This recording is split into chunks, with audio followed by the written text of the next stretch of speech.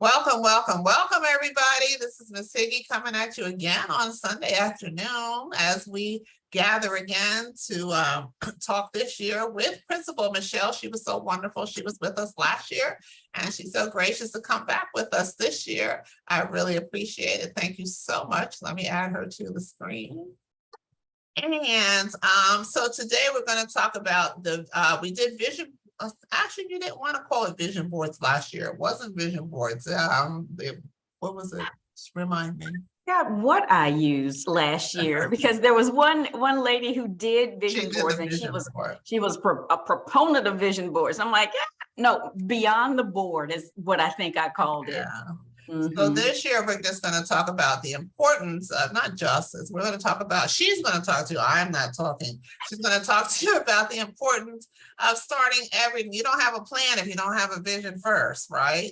And so that's why I called it, I can see clearly now, Vision 2023. So let me real quickly read to you Principal Michelle's short bio, and I'm sure she's going to share with you her website. And recognize that she's available to you beyond today. She's doing this for us as a courtesy, which I really appreciate, but she offers this as a service. And I strongly recommend that you reach out to her. You'll find it fulfilling. And for those of you who were here last year, we had accountability circles that started. So please be ready to give us an update on where you are with that. And for everybody else, just like, what did you do in 2022? Did you meet your goals? You know, what's your blueprint for 2023? Are you ready? So real quickly, let me tell you a little bit about Principal Michelle. Michelle Harmon Malone, also known as Principal Michelle, is an entrepreneur, a veteran of the United States Air Force, a celebrated education leader, a certified parent empowerment coach, and a newly published author. Ooh, I'm impressed. And the book is The Parenting Playbook, Beginning with the End in Mind. She is a native of Louisiana. She has earned the title of storyteller from her time on porches and podiums alike. She enjoys writing, traveling, encouraging others, and making people laugh. After all, laughter is good medicine. Her gift of connecting with others, her love of teaching and learning, and her belief that the two are better than one make Michelle a valuable coach, thought leader, and community builder. And with that, I'm going to remove myself and Principal Michelle, do your thing. And thank you so much for coming again. Really, really appreciate it. You're welcome. It is such a pleasure. Thank you. Thank you. So before I share my screen, I want to ask that you get one material of instruction. Well, actually two. A clean sheet of paper, if you have one handy, like from a typing paper, we used to call it that in the old days, or just printer paper, just something with no distractions. If all you have is lined paper, that will suffice as well. We're not really taking notes, but you'll see in a couple minutes what we're going to need that piece of paper for. Okay, so if you don't have it, try to grab something really quickly and we will begin. I think I'm having some connectivity issues. Just a little bit, but we will begin shortly. We'll try again. Yeah, it's trying. It's trying. So bottom line is everything starts with a vision. And as soon as this comes right up, then we will. So we can see your screen. We just see everything. I think you. Very good. Everything begins with a vision. Perfect. You see it?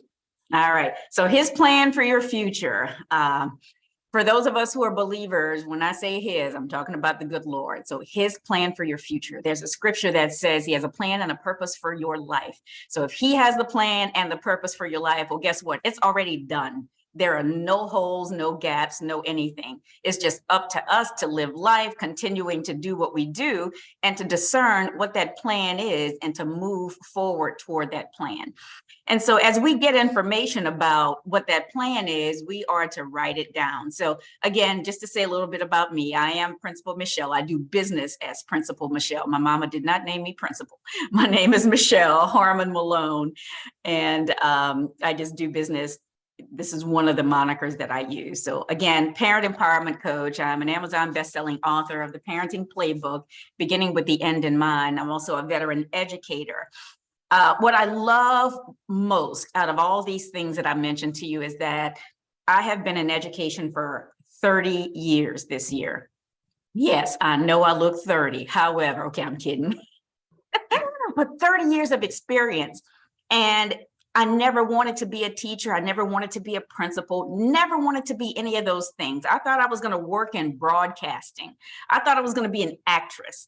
And the good thing is that I've made it to stages all over the world, but not as an actress, but as a thought leader, speaking about education, speaking about vision casting.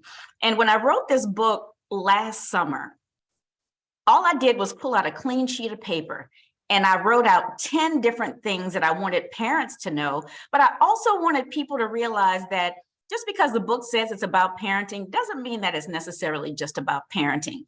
These principles have no expiration date and that they are not necessarily specific to parents and children. Okay, so let me share a little bit with you. Before we get to vision casting and getting down to the actual vision that you have for your life, I think we need to have a little assessment. And the reason we're assessing is because we want to know where you are. Think about when you go to the mall, you see those maps and you're trying to figure out where you want to go versus where you are. And it says you are here. And so the purpose of our little informal assessment is to discern where you are. So you don't have to write anything in terms of the first 5 questions, but when we start vision casting here shortly, I'm going to give you exactly 2 minutes to clear your minds, clear your space, and just to dive in on that vision, right? So let's start with the very first question. I want you to use your chat features for this part. First question, do you have a vision for your life? So I'm looking down here. I want to see if there are a lot of yeses. Do you have a vision for your life? Yes or no?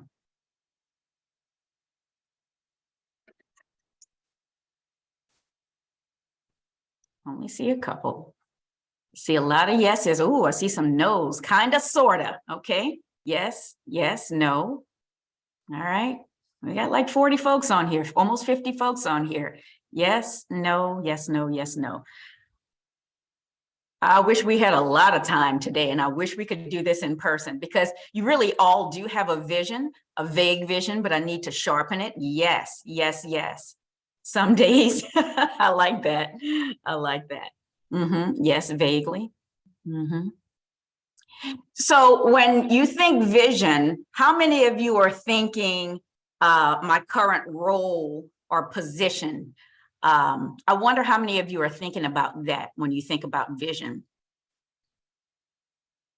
Do you have a vision for your life? I'm thinking long term. Exactly. So a vision is something that is not a destination. A vision is a journey. Okay. And at some point you will reach the end of that journey. And then you'll find that it's not the end, it's really the beginning of another leg of that same journey. So you're never really reaching or achieving a particular thing. It's an entire journey for the extent of your life. I'm retired, I'm looking for a vision for the next period. Well, guess what? You're not far from it. So here's what I believe as a coach. Here's what I believe as a woman who understands vision is that first and foremost, the vision is already there. Everything that you've done thus far and everything that you're doing right now are little puzzle pieces that go to that vision. It's like you have this huge jigsaw puzzle. You might have the whole outside framed out and you have some pieces in the middle. But every little thing that you do, whether it's a position, and I don't like to call them jobs, I like to call them positions because they're temporary. Even if you decide to work at this thing for 30, 40 years, until you are gone and no longer on this earth, you are continuing toward that vision.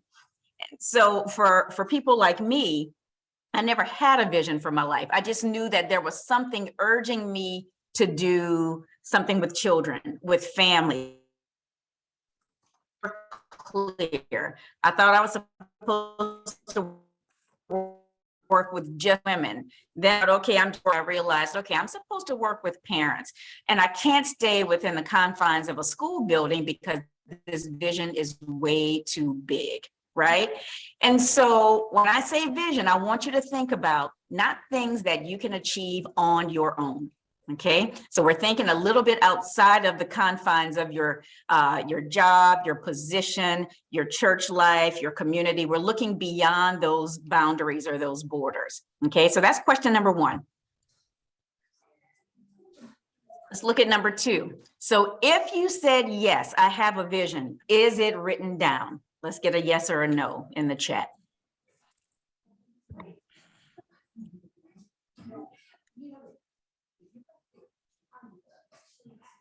Is it written down? For those who say no, why isn't it written down? Is it because you're unclear about what it is? Are you afraid to write it down for fear that it may not manifest? Why isn't your vision written down? Even scripture says that when you have a vision, you write it down and make it clear in big block letters. So big enough for someone to see it and run with it. What's cool about a vision is it doesn't expire. So when you pass on, if you've written that vision down and you've shared it with someone else, they can take that vision even further. Imagine that.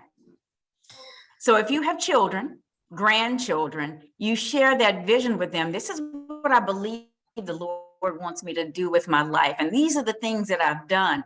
Someone else will hear that vision. They'll look at it. They'll pull it apart with the gifts that they have, whatever their discernment is. And they might add to that vision and open something in you that you didn't even know was there before. A vision is a gift to all of us. And without it, we die. I'll say that. Without a vision, we as people will perish because we have absolutely nothing to live for. I'll say that one more time.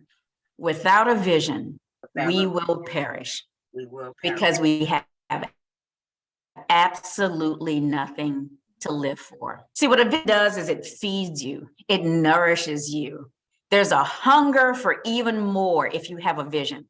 Once you feel like you've made it to this place and you may not know what the next step is, you just sit and you think and you talk to the Lord. You talk to whoever it is that you want to talk to. I talk to the Lord as my thought partner. I'm like, all right, what next? I feel that something is happening. I feel that there's a change on the horizon. Tell me where to go. You know the plan. I don't. I'm just in the car and I'm driving and I'm moving. The worst thing we can do is not to have a vision. But we're in the right place today. Amen. Yes, you are. I don't want anybody to leave here today without thinking about their vision. And I'll give you some examples here shortly. I think I'm going off script a little bit. So for those who have a vision, is it written? For those of you who said no, you're going to start jotting some things down here shortly. For those of us who don't have a vision, we're going to start jotting some things down today, because remember, you want to live a long, prosperous, wealthy life, enriched life. And without that vision, it's over, it's curtains. Okay, so let's go a little further.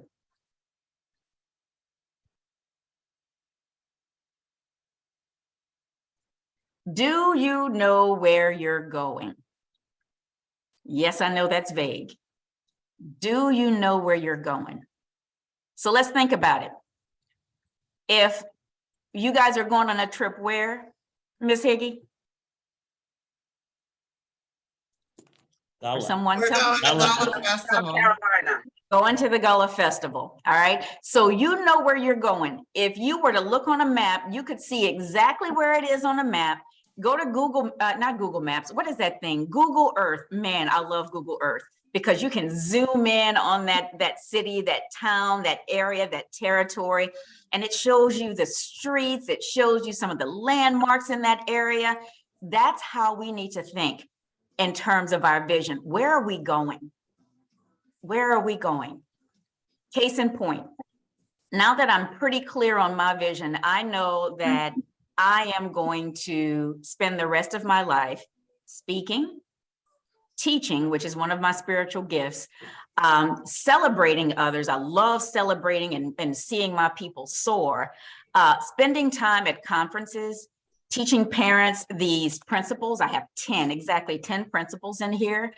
And as a result of that, the ultimate goal is to build stronger families so that we are building stronger, more established, confident children.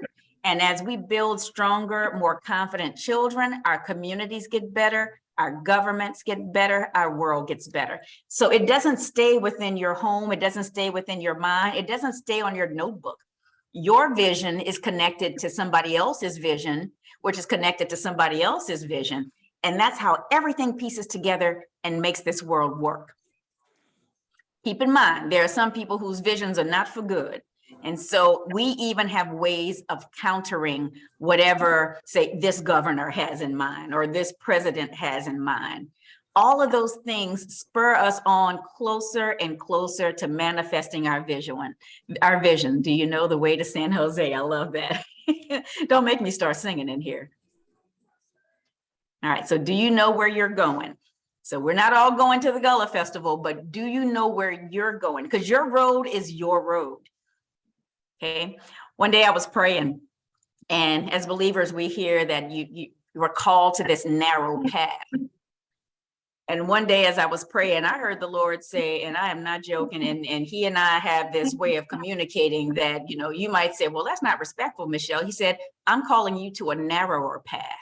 I'm like, Lord, I can barely say narrower. That's hard. You know, like, and this narrower path is asking me to do some things that I am not necessarily willing to do sometimes.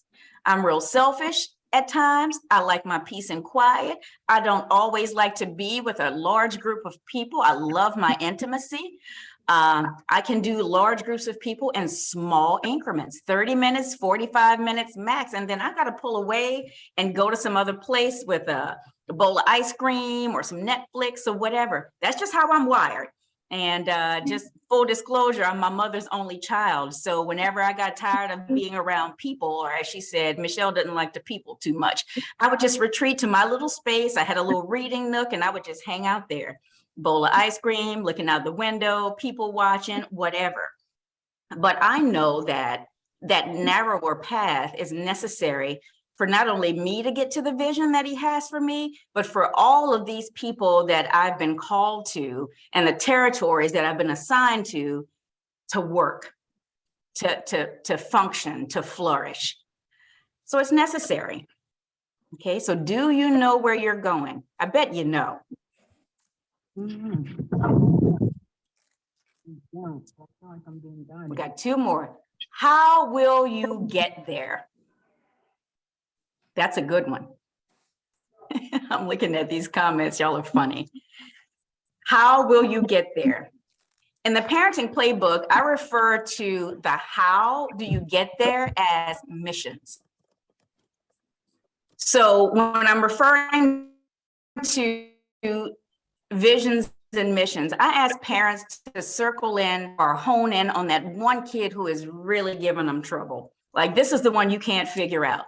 For those of you who are on here, if you have a kid or a grandkid who is in school, the kid we're focusing on or on any given day.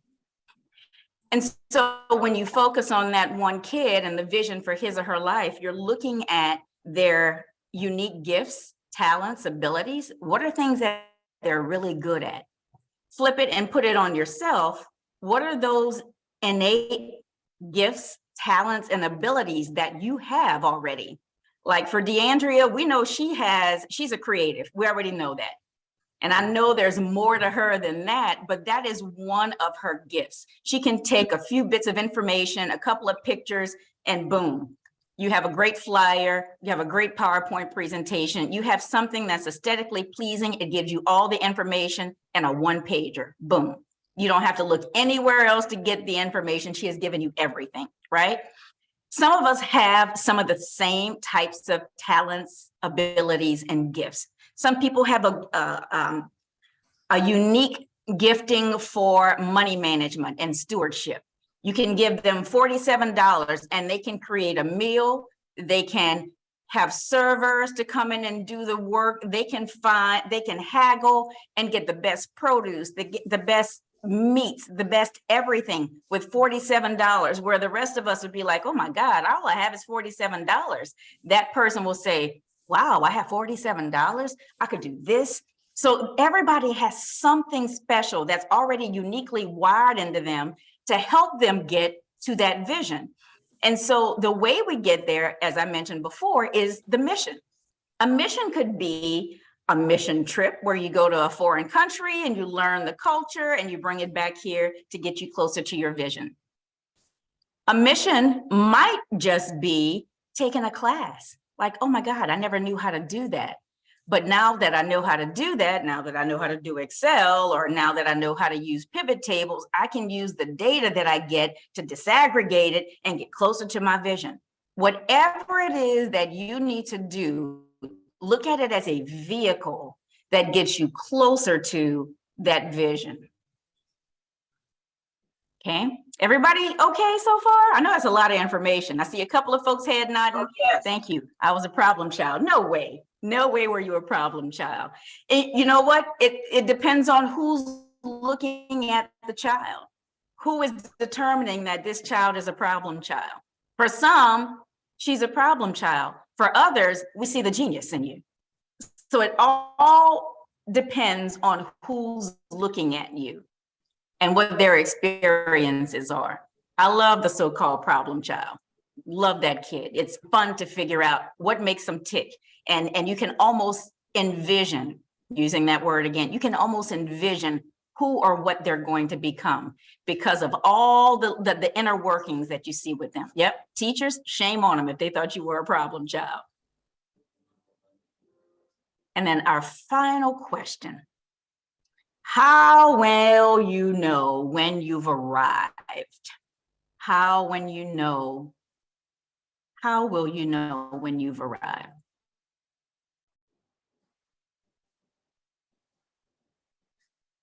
Okay. So the how will you know when you've arrived is what we're going to focus on here in a second.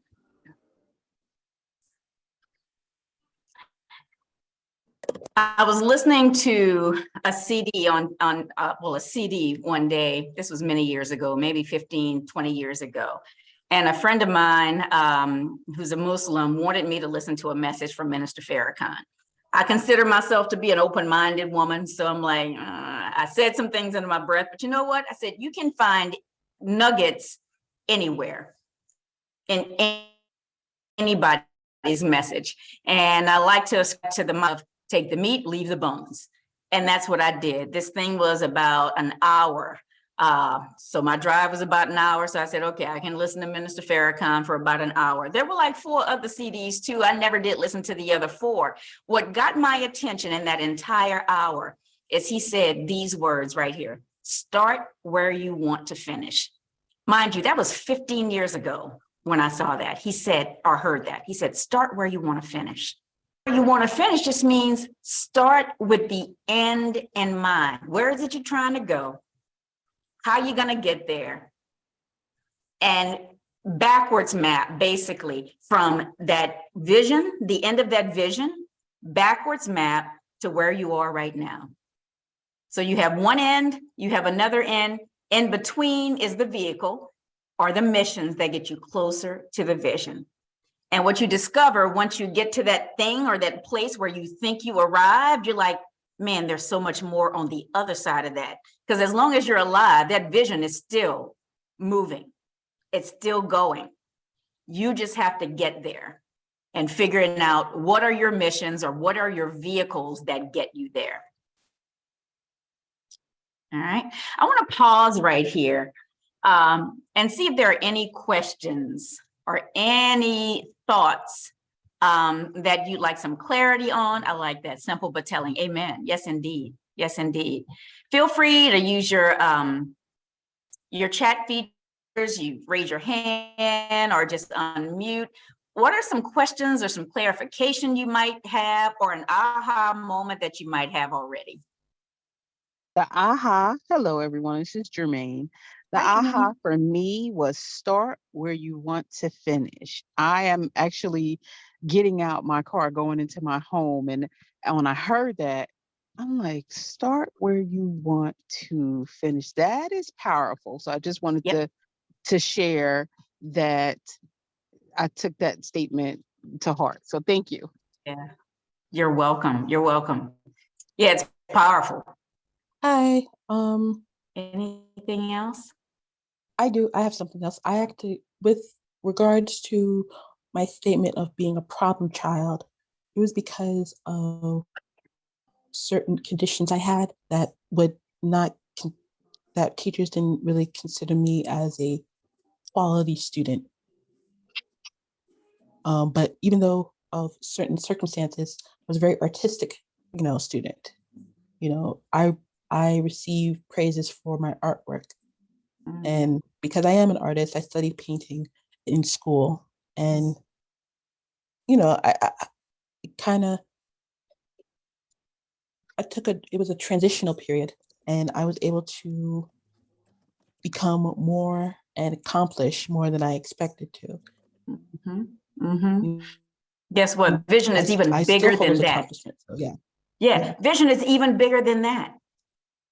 Even bigger than that. What I love about creatives, and I see it in young people, who just seem lost. I'm like, oh my God, there's so many untapped parts of this person. You know how people always talk about us being like layers, like an onion, like, you peel one layer and then there's another layer. We have so much already wired into us. We just have to tap into it. And some of it, you can't tap into it until you've experienced some things. You've gone outside of, the box that you've put yourself in, or the box that other people have put you in. What I challenge you to do, old or seasoned or seniored or whatever you want to refer to yourself as, don't allow anybody to put you in a box. Though you are gifted, you don't belong in you can't be boxed. You're unboxable unless you allow your mind or someone else to put you into that box. Don't go in it. Don't even stand in it. Don't even stand near the box, because your borders go far beyond what you even perceive right now and what others may perceive as well. Thank you. So as you see, this is just a blank page. It's time to pull out your blank sheet of paper. We're going to set a timer for 2 minutes. I'm going to stop sharing for right now and see these faces, if any. Pull out a blank sheet of paper. Yes, exactly. Exactly. And I want you to start dreaming. That's all that vision is. You're dreaming. For me, I dream with the Lord. I'm like, Lord, what's next? I know where I'm supposed to be right now, right? And sometimes you find yourself either in a position, a role or something where you're just done. You're fed up. You're like, I want to get out of this job. I want something else. I'm applying for every job under the sun, things I'm qualified for, things I'm not qualified for, and you just want out. Consider that a box. You're uncomfortable in that box because you don't like being confined, because you were never intended to be confined, right? Visions are vast. Visions are vast. You can't even see the borders of your vision. Again, like I said, once you pass on, if you share that vision with somebody else, they can take it even further. Some people will call that a legacy. If you share it with your children, your nieces, your nephews, your aunts, your uncles. This is not like what we say in the world, that if you share your things or your ideas, your intellectual property with others, they're going to steal it. Yeah, some folks are going to steal it, but guess what? They are not going to be as successful or have as much wealth and fame or fortune or whatever it is as you will, because that vision is reserved for you. So someone else can take this book, the Parenting Playbook, and call it the Parenting Playbook beginning with the beginning in mind if they want to. They can call it whatever they want, but they're not going to have the same zeal that I have, because the Lord just placed this on my heart. I'm like, Lord, I don't even have children, and you've tasked me with writing a parenting playbook. I fought that for a whole year. And then finally that summer, I started having, and this is, Lord, I just got to share this. I started having like pains in my stomach, like I was about to give birth. Now, I've not given birth, but I felt like I was having contractions. And I'm like, okay, I got some intestinal issues. Maybe I ate some bad tripe or some bad pig feed when I was in Louisiana, because you got to eat when you go down south. I always got to try everything. I'm like, maybe I ate some bad pig feed or something. And I tell you what, I just could not, no matter what I did, I was drinking teas, I was eating peppermints, I was drinking mint tea, everything to try to make that pass. And it wouldn't until the night I started with my blank sheet of paper. I have always used blank sheets of paper because there are no distractions there. And I pull out a couple of pens, a black pen always, because I was an English teacher, and then some colored pens and a highlighter or two. And I just started dreaming, like, what do I want to say to parents? You know, I have the lens of an educator. I have the lens of, I'm a veteran of the Air Force, so I love discipline. I love order. I have the lens of teaching. I have the lens of vision casting, all those things. And so I used all those things cobbled together and wrote out an outline that night. I kid you not, my pains subsided. So I decided to open up a Google Doc. I'm like, you know what? Let me just put those principles in there. Principle 1 is all about what we just did. The assessment is called Know Your Position. Like, where are you specifically right now? So if you're in a room, like I'm looking at Ms. Barnes, I want you to be able to say specifically where you are. If you're in need of help, you're saying SOS or calling 911, they need to know specifically where you are to meet you and give you the help that you need. That's the type of definition you need with your assessment or your position. That's why I asked all 5 of those questions. So Ms. Barnes might say, I am in New Jersey. I don't know where you are. I'm just coming up with some stuff. I'm in New Jersey. I'm in whatever county. I am on X Street. I am in a brown house with blue shutters. That's not pretty, by the way. Brown house and blue shutters. Well, maybe it could be slate blue, maybe. And then Miss Higgi's like, And I'm the 3rd house on the right. 2-car garage. I have a Bentley and I have a motor scooter. And I'm sitting in the living room on my couch with my feet up. And it's 47 degrees in the house, and it smells like lilies. That's very specific. If I'm trying to find you, I'm going to find you because I'm going to be sniffing for the lilies. Then I'll see you. You'll wave at me. You might say, "Oh, and I'm wearing a brown sweater. I wear glasses, and I'm wearing my hair down." I will find you. So these are the types of things that I ended up writing on that one sheet of paper. My notes are really, really neat, and bullet points and then more bullet points, almost an outline. And before I knew it, after about 2 hours, the book was outlined completely, down to the stories I wanted to tell, the experiences I wanted to share with parents. And it's not one of those, this is how you raise your kids kind of books. It's really, here are some strategies that I used in the classroom that actually transfer to the home. And if you do these things, you would be surprised at the joy, the peace, the order that will be yielded as a result of just doing these simple things. I did a talk just a few weeks ago about that whole process. Like, I pulled one chapter of the book. I said, we're going to do the I do, we do, you do model. I want my kids to do the laundry. Okay, if you tell them to do the laundry, they're going to do it their way. But if they watch you and your process, they're going to glean more from that. And then if you do it together, like, hey, I want you to do this with me. We got this huge mountain of laundry. We're going to separate them. Whites, colors, multis, textures. We're just going to separate them into different categories.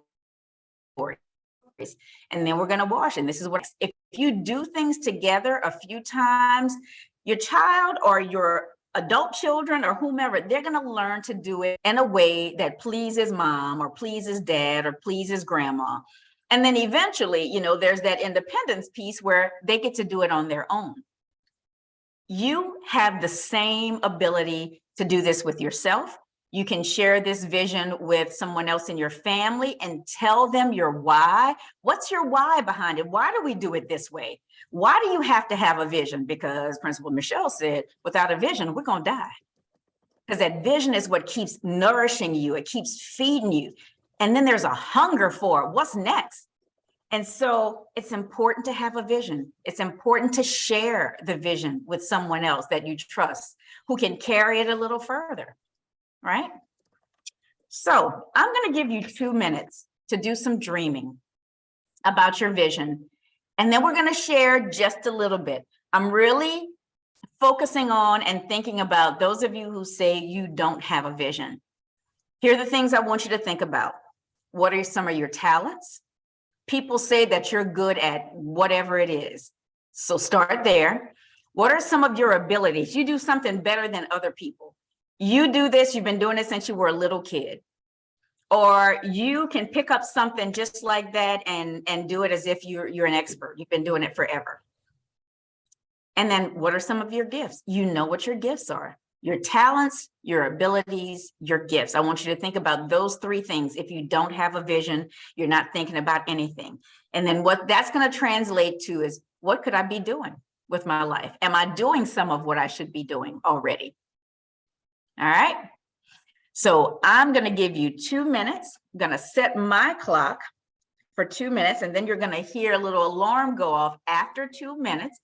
And then you're going to share, and feel free to unmic and share what you've written down with regard to your vision. If you already have a vision that you wrote last year or 10 years, it's time to renovate it. It's time to revisit it and revive it, breathe some new life into it, because you're a different person today than you were 10 years ago. Exactly. Tags, talents, abilities, and gifts. Excellent. All right. So if you have your piece of clean paper and something to write with, I am going to set our timer for 2 minutes exactly, starting now.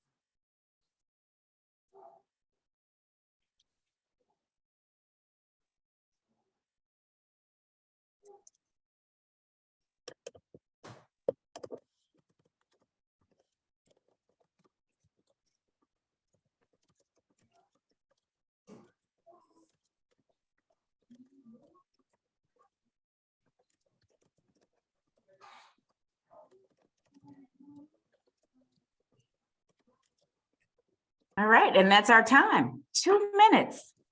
2 minutes. Feel free to put your camera on if you can, if you feel like you camera ready. And feel free to unmute so we can talk about what you've downloaded so far. You might be surprised. Hello? Hello? I don't know if anyone can hear me. Now we Hi. can. Okay. Hi. Okay. So talents, um, painting, designing, writing. I said dancing, but that's a kind of sorta. I can't do professional dancing, but I can get with the rhythm and all that stuff. So that's good. Um, abilities, connect with people, be empathetic, be sympathetic, show kindness. Then as gifts, I don't know exactly what my gifts are. I didn't get to that part really, but my gifts are, I guess, creativity and lovingness, compassion, and loyalty. Hmm, I don't know if those that are sounds, big. I don't know if that, I don't know. So keep in mind, you don't have to have all the answers, but you do have to know yourself. You know, scripture says, know thyself. That means spend all your life getting to know you. Yeah, you're going to get to know other people, but learn who you are. There are all sorts of assessments out there. In my coaching, I use Strengths Finders with people. It's a little book. It has an assessment on the back. You use the unique code that's there, and you get your top 5 strengths. And within that little tiny book, there's a description of each one of those strengths. And not just that, but it tells you who you work best with. And it shows you some of your flaws. Like for me, I'm considered an activator. That's one of my top 5. That just means I hear that we're doing something and I'm already over there. I'm already on the ground working on it. Now, part of being an activator is you got to use some common sense. Like just because you want to go to Aruba and build some houses, you know, there's some things that have to happen first. The name of the book is called Strength Finders 2.0. And I should have had all my little books here so I could show you. But it's a little tiny white book, Strength Finders 2.0. Exactly. Thank you so much. So that's an assessment. There are lots of different assessments to find out what your spiritual gifts are, and you know them already. You just probably didn't see them as gifts or spiritual gifts. Think about some things that you do well. I learned how to crochet during the pandemic. I had never crocheted before in my life. I went to a YouTube channel. I'm like, that looks interesting. I need to do something with my hands. There you go. That's the book, Strength Finders. Thank you, Dr. Cheryl. And so I looked at a few videos. I'm like, okay, a little coordination. I can figure that out. Ordered some yarn and some hooks on Amazon. Before I knew it, I had an Afghan. And it was mindless work. I needed to do something with my hands, my nervous energy, because I wasn't able to write at the time. I didn't have any thoughts in my mind about what I wanted to write about. We were doing school virtually, so I wasn't motivated to get into a classroom. I'm a school leader, so I'm used to seeing kids, seeing teachers, seeing the custodians, seeing the cafe workers all day. And so I couldn't use that energy that I usually expend. And so I had to do something with my hands. And so I learned how to crochet real fast. I have not crocheted since the pandemic, but I proved to myself that my hands are gifted. I don't think I'm doing any neurosurgery or anything like that, but I think I could put some things together, right? So back to that Strength Finders, it will tell you what your top 5 are. Learn about yourself. I think that's a good start right there. Excellent. Thank you, DeAndrea. Anybody else who wants to share what you dreamed about? I have a vision. This is Jermaine. I do have quite a few visions that like you said, if you have one, needs to update. Like one is I do care packages for cancer patients. So I create them and then I drop them off. And I only was doing it for one hospital, but my vision now is to just do it the entire Mercer County. So I started with one hospital and now I want to do other hospitals as well as kidney dialysis. So I just started that a month ago. So this is great. I'm glad I'm on this Zoom call because it's just opening my mind to what other things that I know I need to do as a part of my vision, because the part of my vision is to do worldwide. But I'm starting here in Hopewell, then start, a little bit further off in try to do just Mercer County, then New Jersey, then worldwide. So that's part of the vision, as well as writing a book. So this is a great webinar, and I'm happy to be on it because now it's really opening my mind because I'm getting stuck, and it looks like I'm getting unstuck now. But thank you. Very good. I have a word for you, if you're willing to hear it. Yes, ma'am. Yes. My connection is, I think my connection is unstable now. You have a care ministry. What you have is called a care ministry. What you name it is totally up to you, but you have a gift, not only for empathizing with others, but you carry a burden for people. I'm just discerning that, you know, this ain't magic or witchcraft or nothing like that. I have a unique gift to, I got to make sure I clarify. Yes. But I needed to tell you, Jermaine, that you have a care ministry. And in order for that vision to fully mature and grow to what you think is the boundary in terms of worldwide, you must partner with others, because that's just one leg of your mission, your vision. I'm sorry, that's just one part of your vision.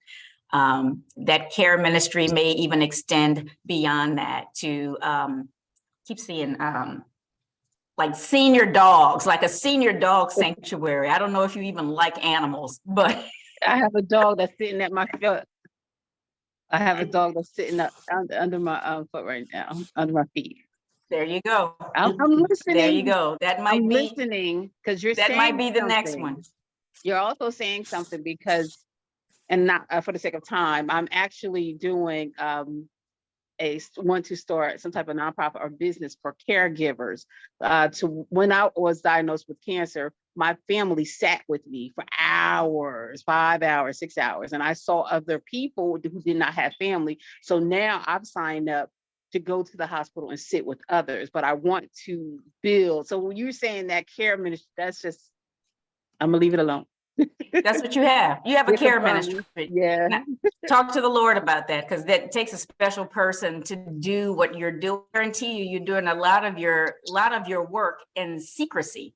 So many people may not know what it is that you do. That's a gift. That's a calling.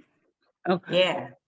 Okay. Ask him what else you can do. Ask him what you can delegate to other people. This is good. Keep going. I see Barbara. Oh, yes. Well, I'm a lawyer. I'm a litigator specifically. And that's different than just being a lawyer. Mm-hmm. And I do a lot of civil rights litigation. And so I think that my strengths, I know you said TAG. I don't know whether strengths should be abilities or what, but I call them my strengths, are my ability to listen. I think I'm a pretty good listener. I love learning and teaching, and I have pretty good organizational skills. Mm-hmm.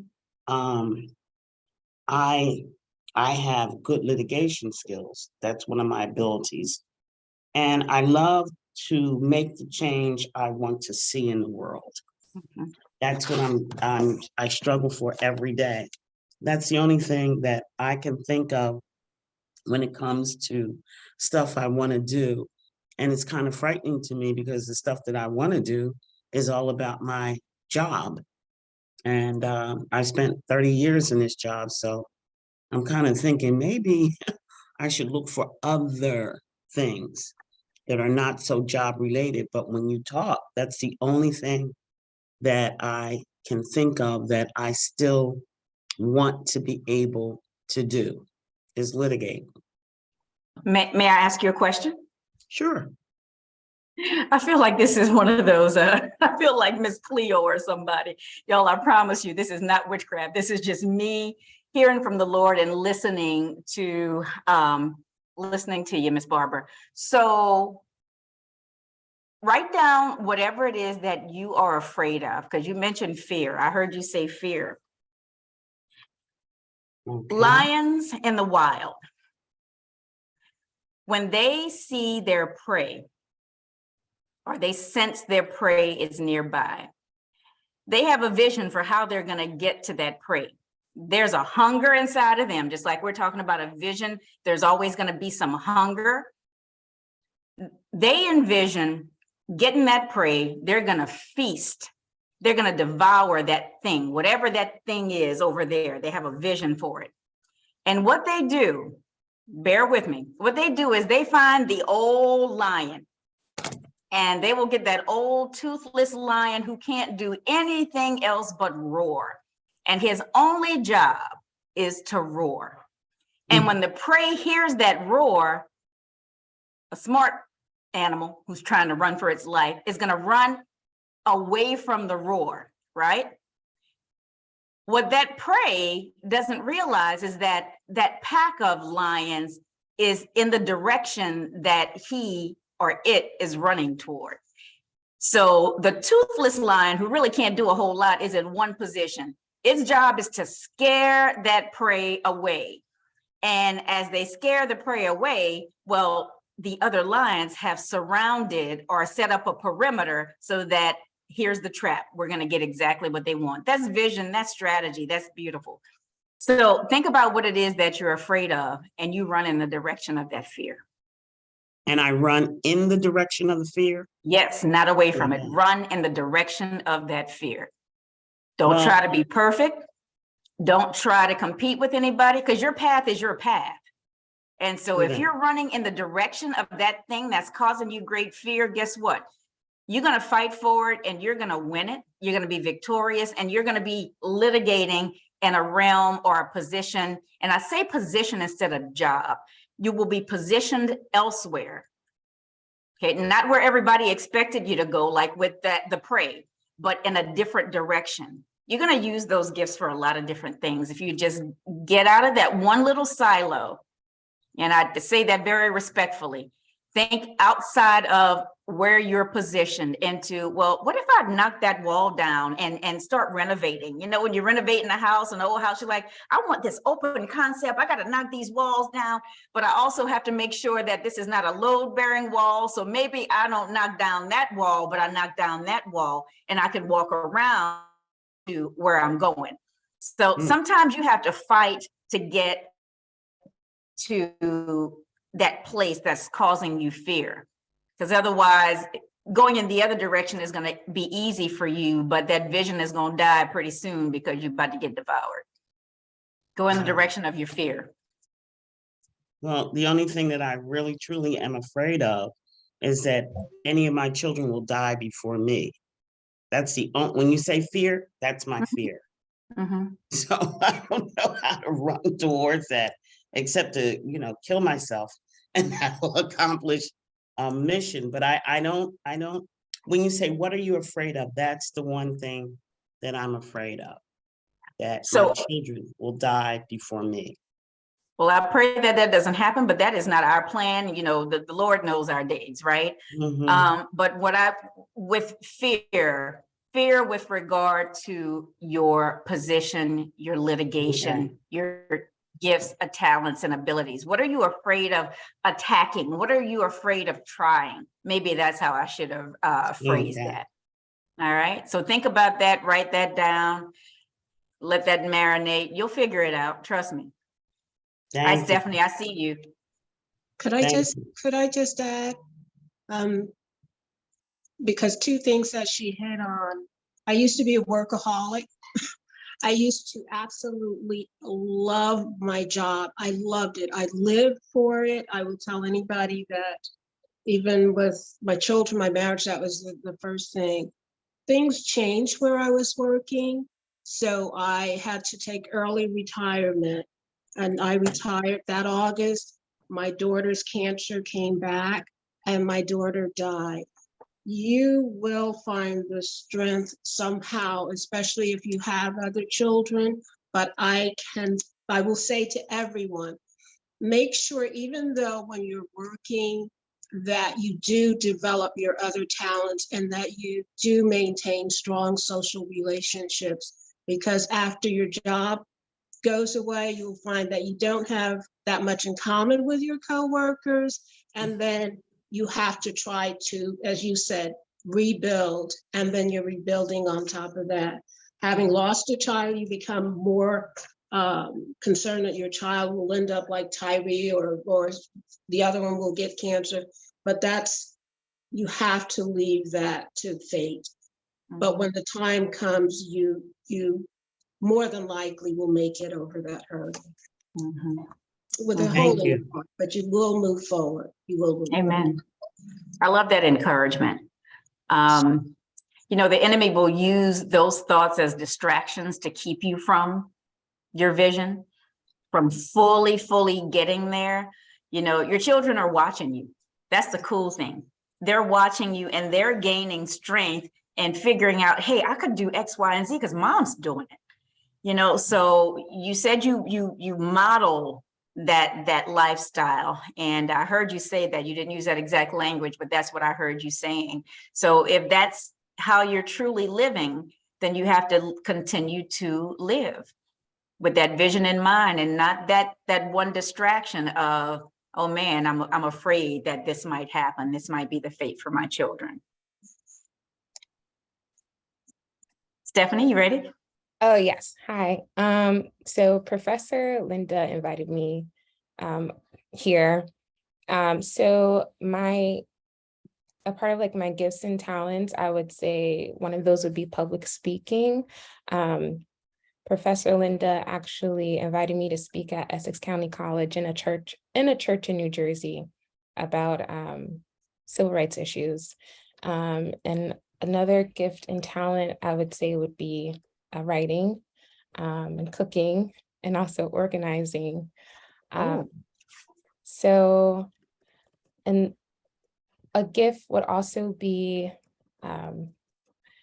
okay, so I had an autoimmune issue, and I went to so many doctors, and they just, kept telling me different things and not really getting any help. And then I was like, you know what, let me go to the ultimate healer, which is God, and ask for God's help. So I went to like prayer and meditation, and I'm like, God, I'm just going to wait till you let me know how I can heal this issue. And I waited until God downloaded that in my spirit. And I, just step by step going through what God told me to do to be healed from, what was afflicting me. And so I would say that's a gift, because even in my church, people have come to me with, issues that they are dealing with, and like, hey, can you help me out on, give me some insight onto how I can go about healing this issue. And it has been very helpful. So my vision that I have now for myself is to go into the medical field, because I feel like that would be, that is a part of my gifting. So yeah, that's what I wanted to share, part of what I wrote down. That's a lot. And there's going to be some more to that as well. I see Ms. Jermaine is clapping. Yeah, what I got from you is that you have one of those gifts of encouragement. And so we need that in the body of Christ, people who are there specifically to encourage others and sometimes encourage yourself. But I tell you what, it's something interesting about anyone who has ever faced a physical disorder. Mental disorder is something, but there's something about a physical disorder where you may feel physical pain, and all your thoughts are typically, if you're in severe pain, is on that pain. You focus on that pain. And so sounds like what you were able to do is pivot. Take your thoughts from whatever the pain or the autoimmune disorder was, and you pivoted toward, instead of the pain, toward your healer. And that's the best thing to do, because that gives you an opportunity to have a thought partner who already knows the beginning from the end, or the end from the beginning. And so that's the sweet spot. I used to say a long time ago, I have an illness too called Crohn's disease, and it can be real yucky and ugly at times. And most people don't even know that I've suffered with this since I was 18, diagnosed when I was in a desert storm. Imagine that, so far from home. But I remember saying, it is good that I've been afflicted. I am a better person because of that affliction. And that's not something that you typically hear people say, but without it, some of the rough edges in me would never have smoothed out. And some of the rough edges are supposed to be there because we're supposed to be warriors in this world. There's going to be some fighting. It's not just because you're a sweet, kind person. Life is just going to be sweet, kind, peaches and cream and cheesecake and whatever dessert you like. Sometimes you got to fight. Sometimes you got to fight. And you got to know when to duck and dodge. You know, my pastor was talking about Muhammad Ali and Layla Ali in church today. And he's like, sometimes you just got to know, you got to fight. Yeah. He says, if you don't know how to fight, you know, do like the little girls used to do in middle school, put your head down and you just start windmilling, right? Sometimes you just got to fight. And I say, fight for your gift, fight for your vision.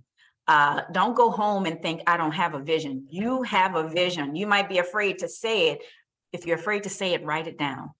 I could see you in the medical field. I could see you in holistic medicine. You know, that's where I want to go. Easy. It's I see it written all over your face. I could see you in holistic medicine. I could see you writing cookbooks or just raw food book or whatever it is, something that heals you from the inside out. Maybe even, she has a very calming spirit. Exactly. Thank you. People will listen to you because you have a soothing voice as well. People will listen to you. People will buy your books. People will try whatever it is that you come up with. I pray that the Lord gives you a witty invention where you create this one thing that's like a cancer fighter. Amen. And receive it. Receive it. Receive it. Receive it. Keep talking to him. You'd be surprised. Thank you so much. You're welcome. Annette. Yes, I am here. Number one, Principal Michelle, thank you so much for this afternoon. You're welcome. The question I have, I'm getting confused. What's the difference between abilities and gifts?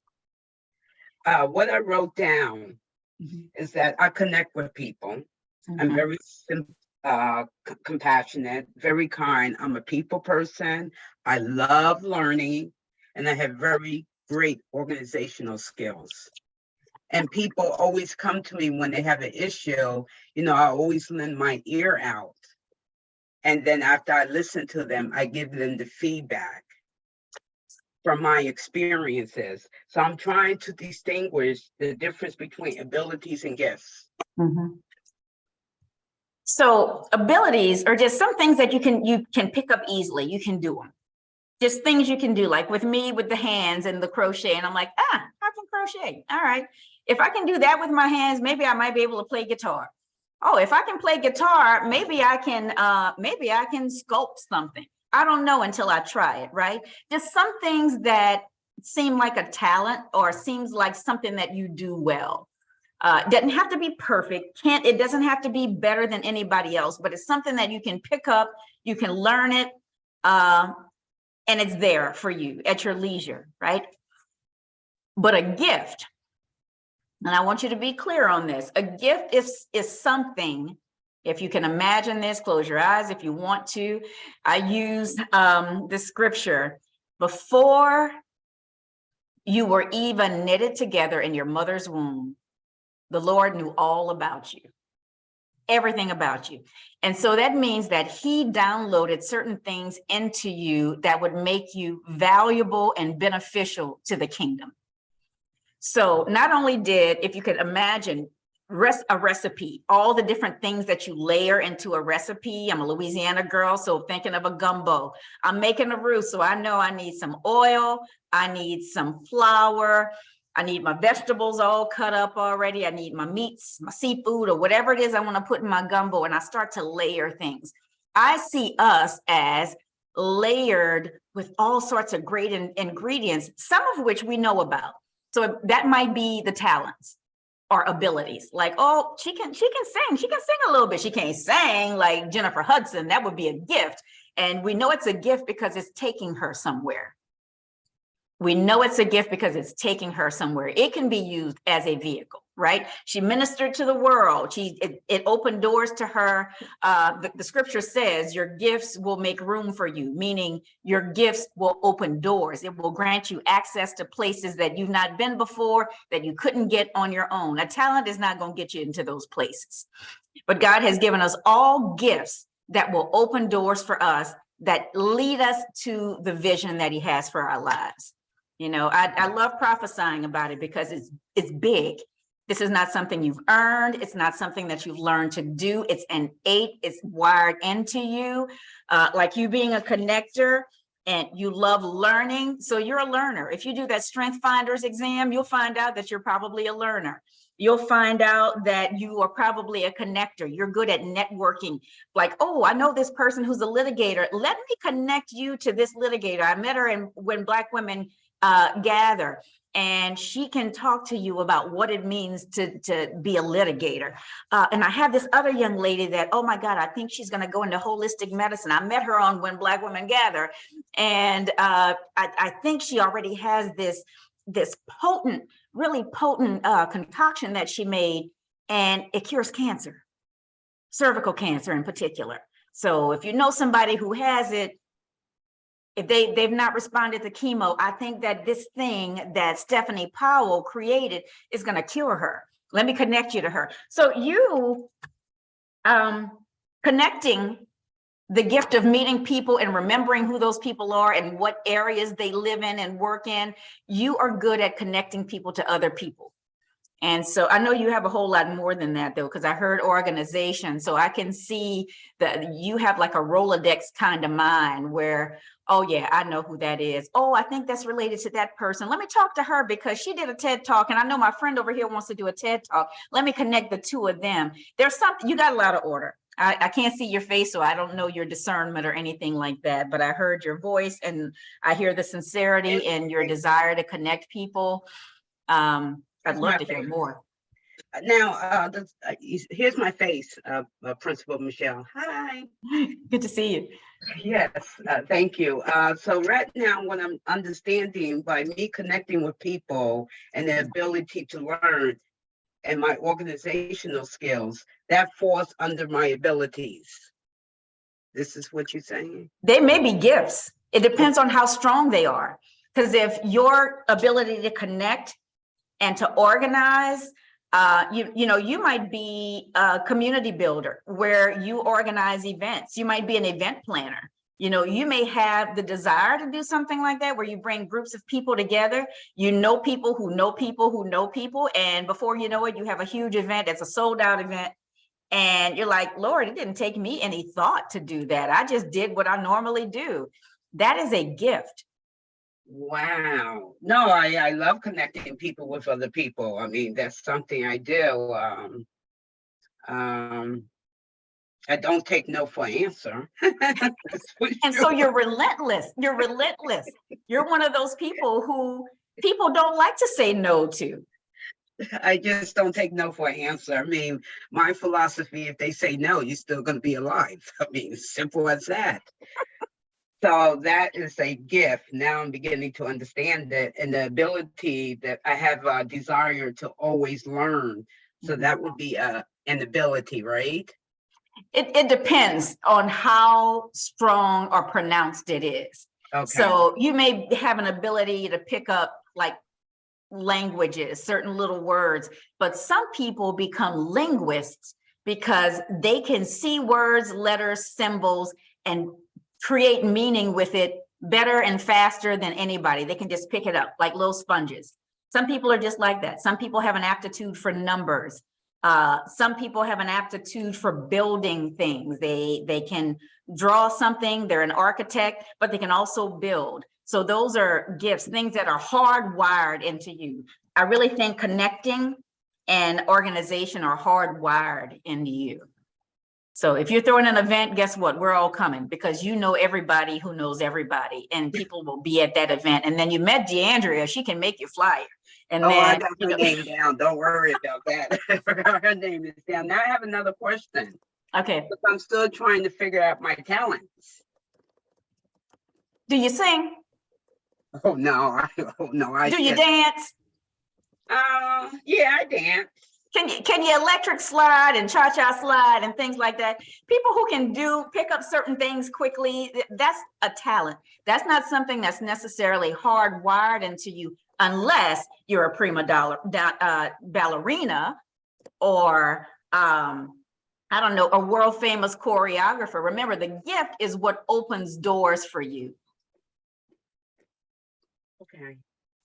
The gift is what sets you apart from somebody else who may have the same gift. It's just something, we say, je ne sais quoi, something special. It's something really special about you. It's hardwired into you. That's all you think about is that gift. But it's easy for you, but somebody else, it might be really difficult for.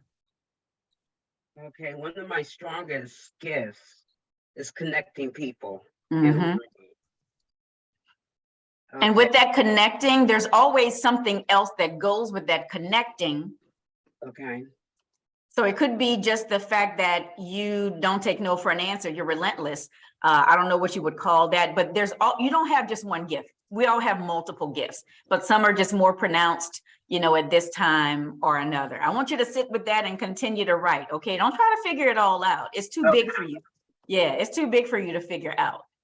So Michelle you have Robertson. more, Principal Michelle. So I don't know how many more questions you want to take, but we'll do Ms. Robertson, and then it's up to you if you want to take more beyond that. Yeah, if you have questions and you want to hear from me, do it while it's free. I'm going to take full advantage. Thank you very much for offering the opportunity. My name is Michelle Robertson, and in terms of my occupation, I'm the project manager in the design and construction industry. I have a background in civil engineering. I have a professional license, and I'm a PMP. I love community service. I'm in a service-oriented sorority, and I serve on a nonprofit board that provides affordable housing in the District of Columbia, as well as I'm a big supporter of my university, Howard University. So much so I know my ministry. My ministry is the Ministry of Health, because my line sister, who's also the creator of our group, the Ladies of Howard University, recruited me to help her out because she knows that's my gift in growing the community and producing fundraisers that benefit ladies in terms of students of Howard University. So I know my gift is in the gift of the Ministry of Health. Mm-hmm. In terms of talents and things I came up with is dancing, cooking, sewing. My abilities are to collaborate, listen, plug people in, organize, grow. I love finances. I love money. I love to grow money. So I love trading and investing. And I think my real strengths are my ability to learn, my character, and my fortitude. I'm unstoppable. Mm-hmm. So the other gifts I have is gifts of encouragement and understanding complex things. Mm-hmm. So you like puzzles, solving problems? I love puzzles. In my spare time, I'm playing on my phone, playing Scramble or Wordle, all those type of things. Sudoku, Yes, I love. Oh my goodness. I think that's a really great opportunity for intergenerational bonding over puzzles. I love putting them together. Mm-hmm. Question for you.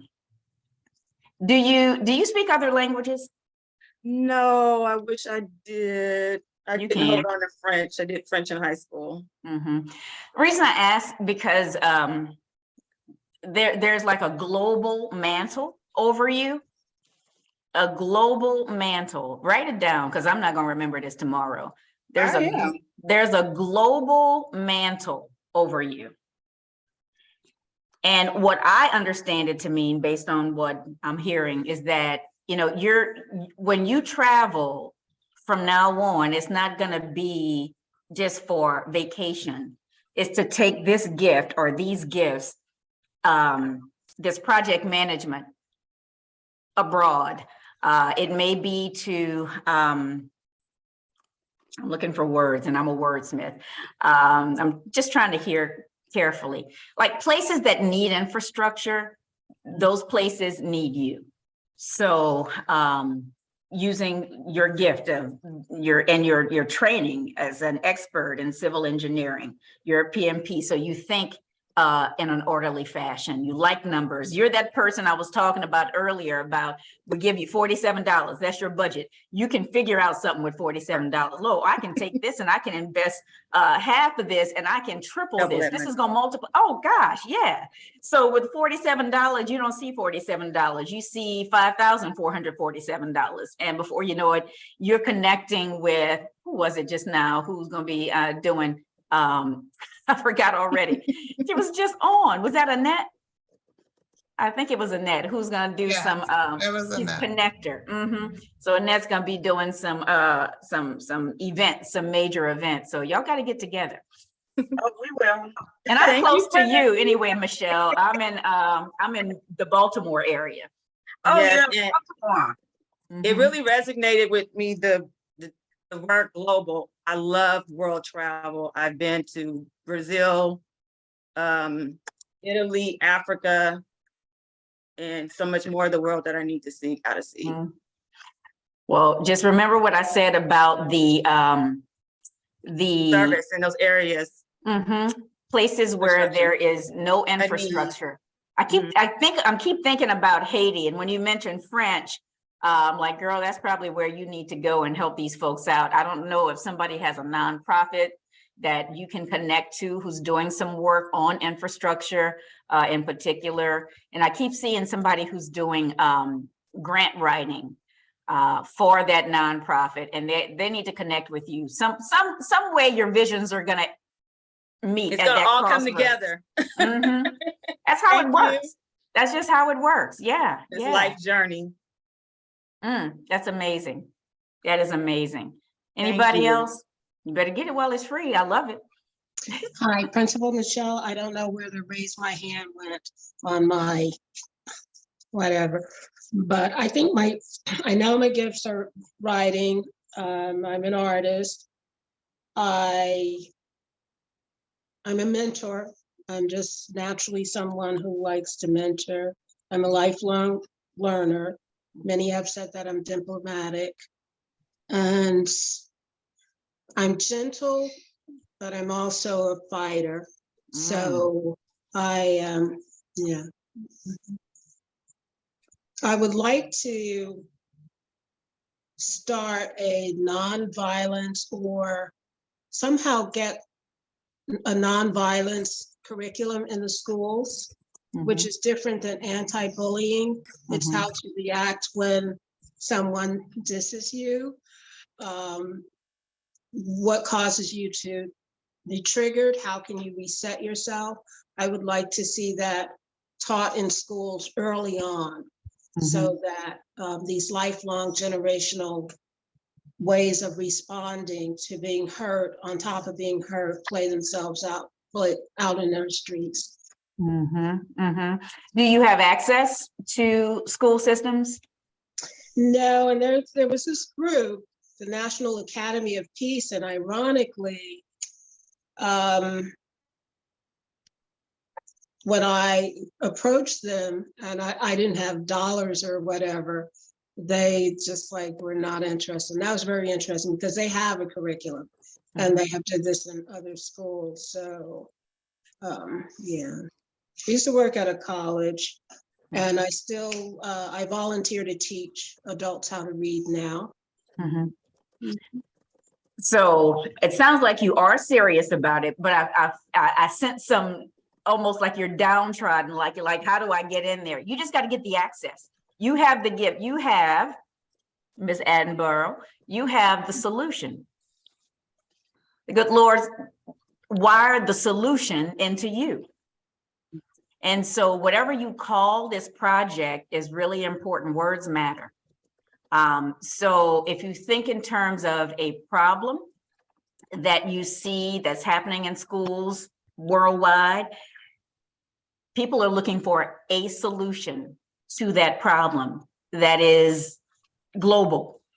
So just like Michelle Robertson has a global mantle over her, your solution is a global solution. And nobody else has that solution but you. They might have something similar, like anti-bullying, Right. You know, like the gentleman who wrote the book, Anti-Racist, you know, anti-racism, how to be an anti-racist. And he has like a series of different things that go along with that. Whatever your solution is, number one, has been reserved for you. That was downloaded and you, before you would knit it together, it's in there somewhere. And so make sure it's written down, because that's part of your vision. And it's just going to get bigger and bigger and bigger. So much so that you're going to need to hire people to help you to get the vision out there. You know, and it even though it tarries, even though it's taken its time, you know, there's some things that are happening with you on the inside. You know, perhaps the Lord is tightening up some areas, or, you know, I don't want to say refining, because I don't see it as rough edges. I see it as soft edges. Like maybe he's building something in you that has like a little fight, a little roar or something. Right. Maybe you have a roar or not, Miss Charlotte, but maybe that's what he's working on with you. That, at least that's what I see, that, you know, that roar, that fight has to come out, that passion that's in there has to come out. And whatever you name your project, we're going to get behind it because it's needed. Thank you. Thank you. Amen. Appreciate it. Sure, for sure. That's what When Black Women Gather do. We're here to support one another in whatever our endeavors are. So I love this group. to it. I see Barbara, Miss Barbara. Yes. What's going on? What's your vision? My vision. Well, I listened to what you said. I As think I we're talk talking to, wait a minute, Barbara Ransom's talking, but I think Barbara, I don't know how to say your last name. Latoison or Latoison? La Toisson. Yeah, I knew it was French. Latoison. Bonjour, comment ça va? I speak no French. Town, Barbara Latoison. Barbara Ransom, we'll be back to you, but go ahead, Miss Latoison. Okay. I got on late, mix up and everything, so I didn't hear everything, but I would like to know how to get in contact with you so that I can go back and listen to well, I want to go back and listen to what you presented, and then be able to connect with you and talk with you offline. Okay. So Perfect. just so you all know, I will release a video of this recording. So if you can sign up for my YouTube page, you'll see it there automatically. So I'll put that in, the YouTube page is just Miss Higgi. But and I'll share a slide, like a little business card with Miss Higgi, so you all can see that as well. So yeah, and just reach out. Just reach out. Okay, will do. Yeah. Thank you. You're welcome. You're welcome. Barbara Ransom, Anybody I else? cut you off. Did you want to continue, Barbara Ransom? Barbara Ransom? Now she don't want to talk to me. That's okay, Barbara. No, I'm sorry. I forgot I had muted myself. Okay. But I apologize for no video. My computer sucks. Okay. Really does. But they fortunately have given me the card, the Best Buy card, so I can get a new one. In any event, I was very grateful for some of the insights, and I have been thinking about this quite a bit, because the problem that I have is I'm afraid of failing some of these kids for whom I provide services, because I find that they are so needy and the families are needy. And I'm working with kids who, some have been adjudicated delinquent, a totally new experience for me. But many of them are being expelled from schools in record numbers. We're collecting data so that we're going to make that part of our argument. But I was glad that you checked me on that fear, because the fear wasn't related. I didn't understand that, to the goals that I was laying out for myself. So I see that part of what I have to do is kick some of these attorneys in their butts to go and help these students, because I can't do it all. Thank you. Yeah, I see you making a difference with this. Don't lose your cool. Don't lose, you're not going to lose anything. That's the thing. Anything that you touch with regard to these kids is going to move them closer to their vision. So please understand that your visions are connected. It's no coincidence or happenstance. There is no such thing. There is no coincidence or happenstance that you have been assigned to these children. No coincidence whatsoever. And because of the work that you're doing, they will get to realize the visions in their lives. So please speak into them. You know, it's not just a job. It's not just a position. You have been called to lift them up. Maybe that's the word I'm looking for. Lift them up out of their circumstances, their current positions, to realize that there is way more to their lives than this one little area that they're in right now. It's a whole lot of territory they can take over. So just speak life into them. That's the hunger that they need.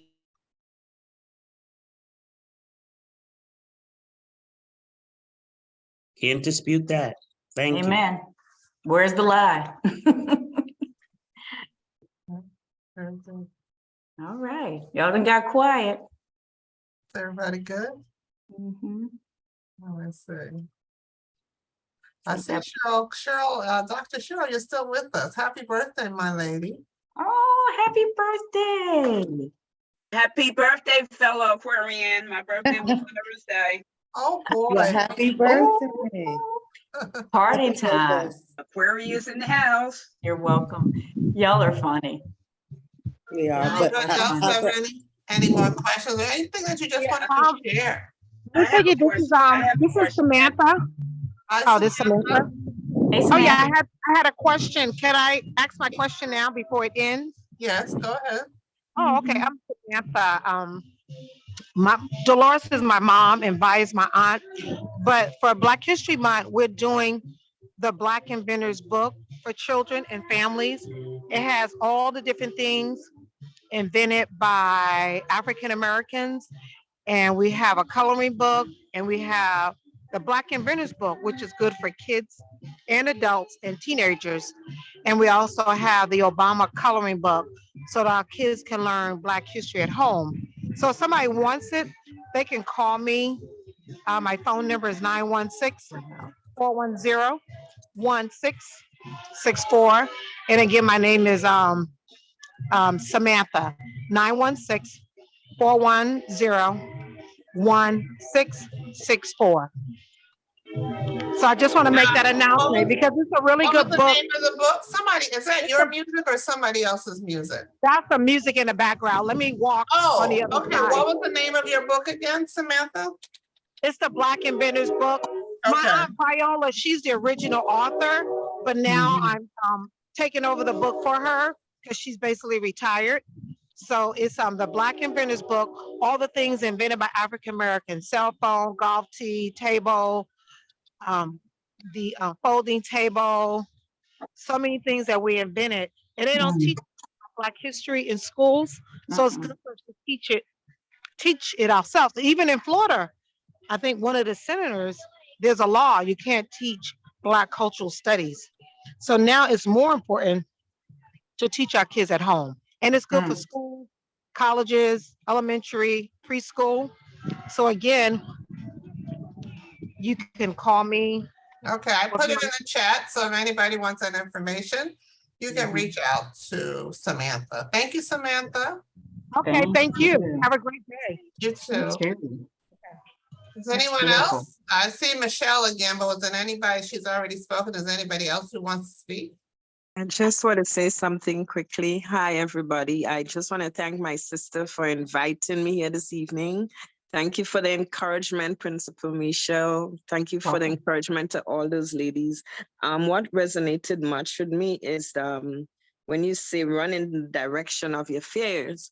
So I failed a national exam for the license for social work a year ago, and I have been having anxiety. I know I have to do it. That's my vision. And I know I have to do it, but I've been having so much anxiety, I've been praying about it, and I'm like, don't want to do it again and fail. So that's my vision. And I really love the way you put it, because we're not perfect. Thank you for that reminder. And just having said that, some of my gifts are helping people.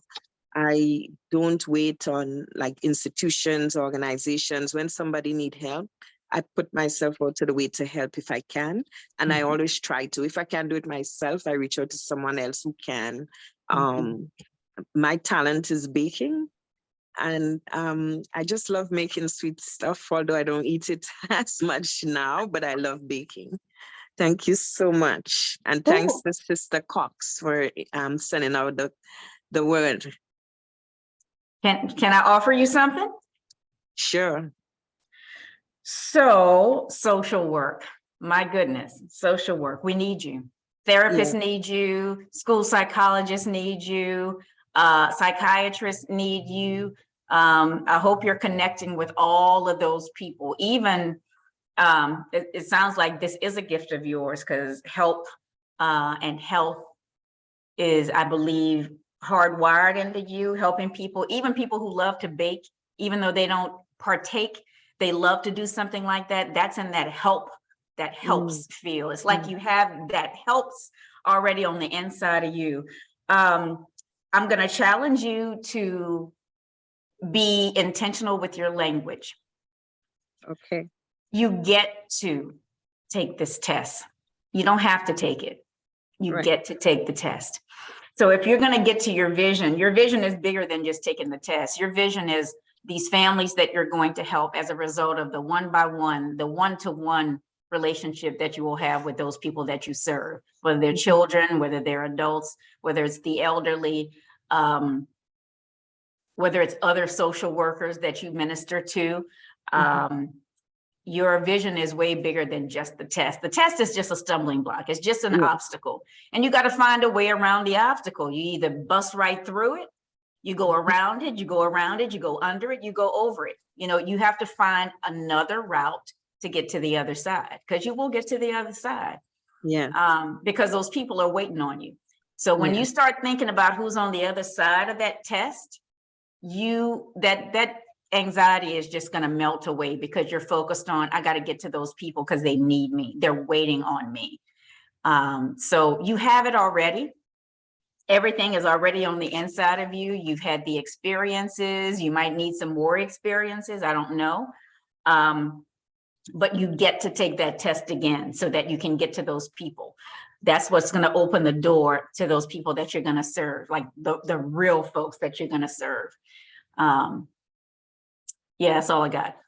Thank you. Well, right now I'm in New York City and I work with students in temporary housing.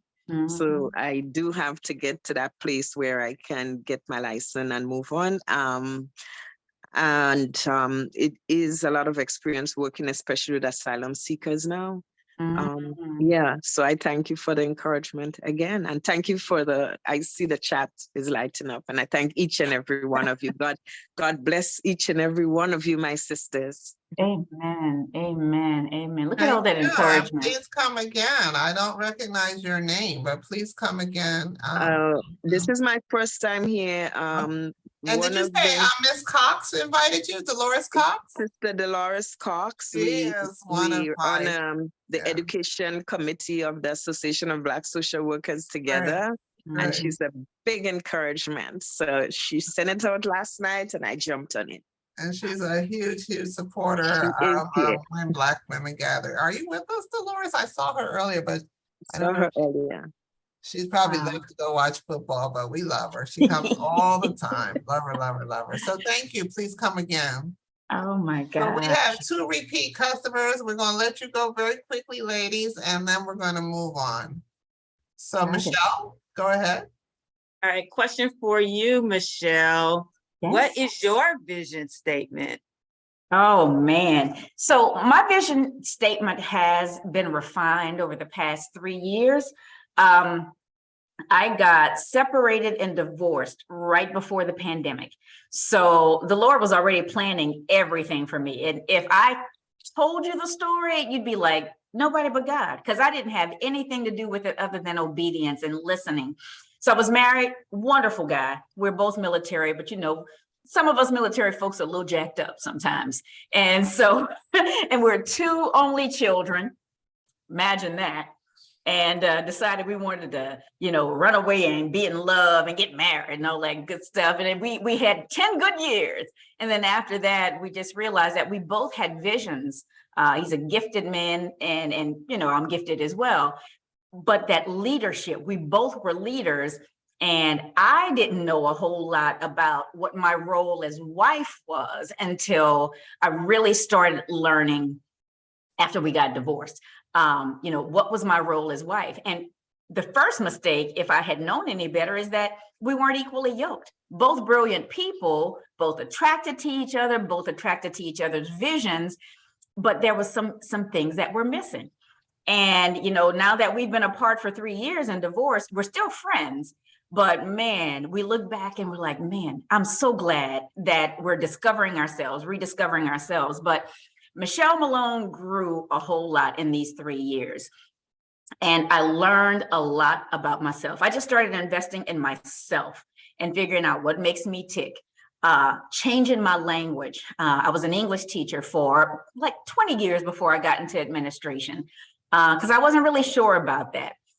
And I know now that what I do or what I'm doing now, the solutions I have will change lives. I know that. I don't have any fears with regard to stepping into new territory. Not having that second income kind of knocked me for a loop at first, but even the Lord took care of all those things, got me a house that wasn't even built when we first moved to Maryland. And I'm like, wait, look at this. And it's been my haven, my retreat. It's been my place where I can just sit and think without interruption. And I have so many solutions right now for families, teaching them how to communicate with each other, middle schoolers and their parents. That's what I do all day anyway. But I see problems so clearly, and it's like someone has given me a sledgehammer and I just break it apart. I know exactly where to hit it so that it just opens up. And then we just kind of survey all those pieces. I feel like Scooby-Doo and Shaggy in them some days. I'm trying to figure out, where are the clues? And now let me solve this caper. And now let me move on to something else. Where some people might be focused on, where's the center of the problem? I'm looking at all the different pieces. I pick up what I need, tell them the solution, and then move on. So my vision is to take more territory for the Lord. Right now, my focus is on middle schools in particular, and bringing communities into the school, kind of like what I like to call the Joshua effect. Joshua, son of Nun, took over. He was Moses's, what's the word I'm looking for? Successor. And so when they walked around Jericho and that wall fell, the plan was just walk around, walk around, walk around. They're praying, they're quiet. And at the end, they shout and the wall comes crumbling down. And so my goal this year, I'm launching something called the Million Middle Schools March. I don't know the whole plan. I have no idea, but I know the plan is to bring the community in to surround this school, and not just the kids, because everybody thinks, oh, we got to put our hands on the kids. We got to do this for the kids. Well, teachers are leaving left and right. I have 10 teachers who left my school, and not because of anything that we were doing wrong. They were just done. They're asking them to do so much. And so I think that once we start to surround the teachers and show them that they belong, that they are loved, that they are cared for, and it could be something as simple as every Monday, we're gonna send treats to the teachers. Every Wednesday, we're gonna make sure every single teacher, staff member, custodian, cafeteria worker, bus driver has something in their mailbox or in their hand that says, you are valuable, you are loved, we appreciate you, we need you, and knowing them by name. You know how many people don't know our custodians' names, don't know our bus drivers' names, don't know, the teacher's aide over there, don't know her name. There's some value in knowing people's name and being able to recall it, right? So when I met you, Michelle, I'm like, oh, this is Michelle Robertson from DC area. I'm like, all right, but she got that San Francisco Golden Gate Bridge in the background. Let me not confuse myself. She's in DC. We are practically neighbors. So I try to remember things about people so that they know that they are seen They are valuable, they are loved, they are cared for. And I'm gonna circle back to you at some point because we're gonna work together, right? So yeah, that's my vision. That's part of my vision. Thank you for asking. Thank you for sharing. That is an awesome vision, and I would love to help you achieve that. I agree. Some way, I was shape, or really form. impressed. So You guys are Principal amazing. Michelle, I just put one in the chat. The person sent it to me privately. Can you address that for us, please? Sure will. She's saying, I didn't want to speak publicly, Fear but I of have failure. fear of failure with Mhm. my networking business. I love people, and my belief is everyone can use some additional income on a part-time business, and forget that. And I know her. I can't believe she's shy. She's a wonderful, wonderful woman. If any pointers you can give her would be great. Yes, absolutely. Absolutely. You know what? Sometimes working behind the scenes, you're the person that makes everything tick. You don't have to be on stage, and you don't have to say that this was my idea. You just want to make sure that it happens, that things happen. Amen. And so it sounds like, number one, you love people. Everyone could use some additional income. Yeah, we love to travel. We love to do all sorts of things or buy certain things that bring us some pleasure. I started Strong Life happened. How do I restart? Okay. Guess what? You've heard of starting from scratch. I knew this was for somebody. You're going to start from experience. You know what works and you know what doesn't work. You don't have to fear failure. Failure is a great, great, great teacher. I love failure because when you look at failure, go ahead and wallow, go ahead and be sad for a minute, feel what you feel, and then get up, wash your face, put on some lip gloss or something, and then think about, where did I go wrong? Okay, if this is a map, where did I go wrong? Okay, I went left and I should have gone like toward the middle. Get back right there where that failure actually happened, and you stay on that path and make sure that you have a vision. A lot of times we fail because we have not started with a vision. So we're trying to do all these different things that are not in alignment with a vision. Vision has a straight path. It's one thing after the next, and it's just you on that path. Will you run into other people from time to time? Yes. So for those who are connectors, they love networking. These are the people that you are going to connect to help you to take more territory, to give these income opportunities to more people. You might even be doing something. I feel like you're doing something with virtual assistants, possibly, or teaching people whatever your blueprint is. I'm not sure what it is. But you might be teaching people how to do it, kind of like a train the trainer model. You can even monetize that if that's something you wanted to do. I believe she's kind-hearted. Probably drain her because of her kindness. Oh, I could see that. I could definitely see that. But you're nobody's prey, and you're not going to allow people to steal from you. Again, when we talked about your gift is your gift and your lane is your lane, the solution you have is uniquely yours, and nobody can do it the way you do. I would love to hear more about that so that I could get a read on who you are and what you do, what you're doing now. Don't fear failure. That's a mindset shift that probably just needs to change. Failure to the world is, oh man, she lost all her money, or she lost her house. People in the world see failure as loss, whereas people with a vision see failure as gain. Most entrepreneurs have lost everything at one time or another.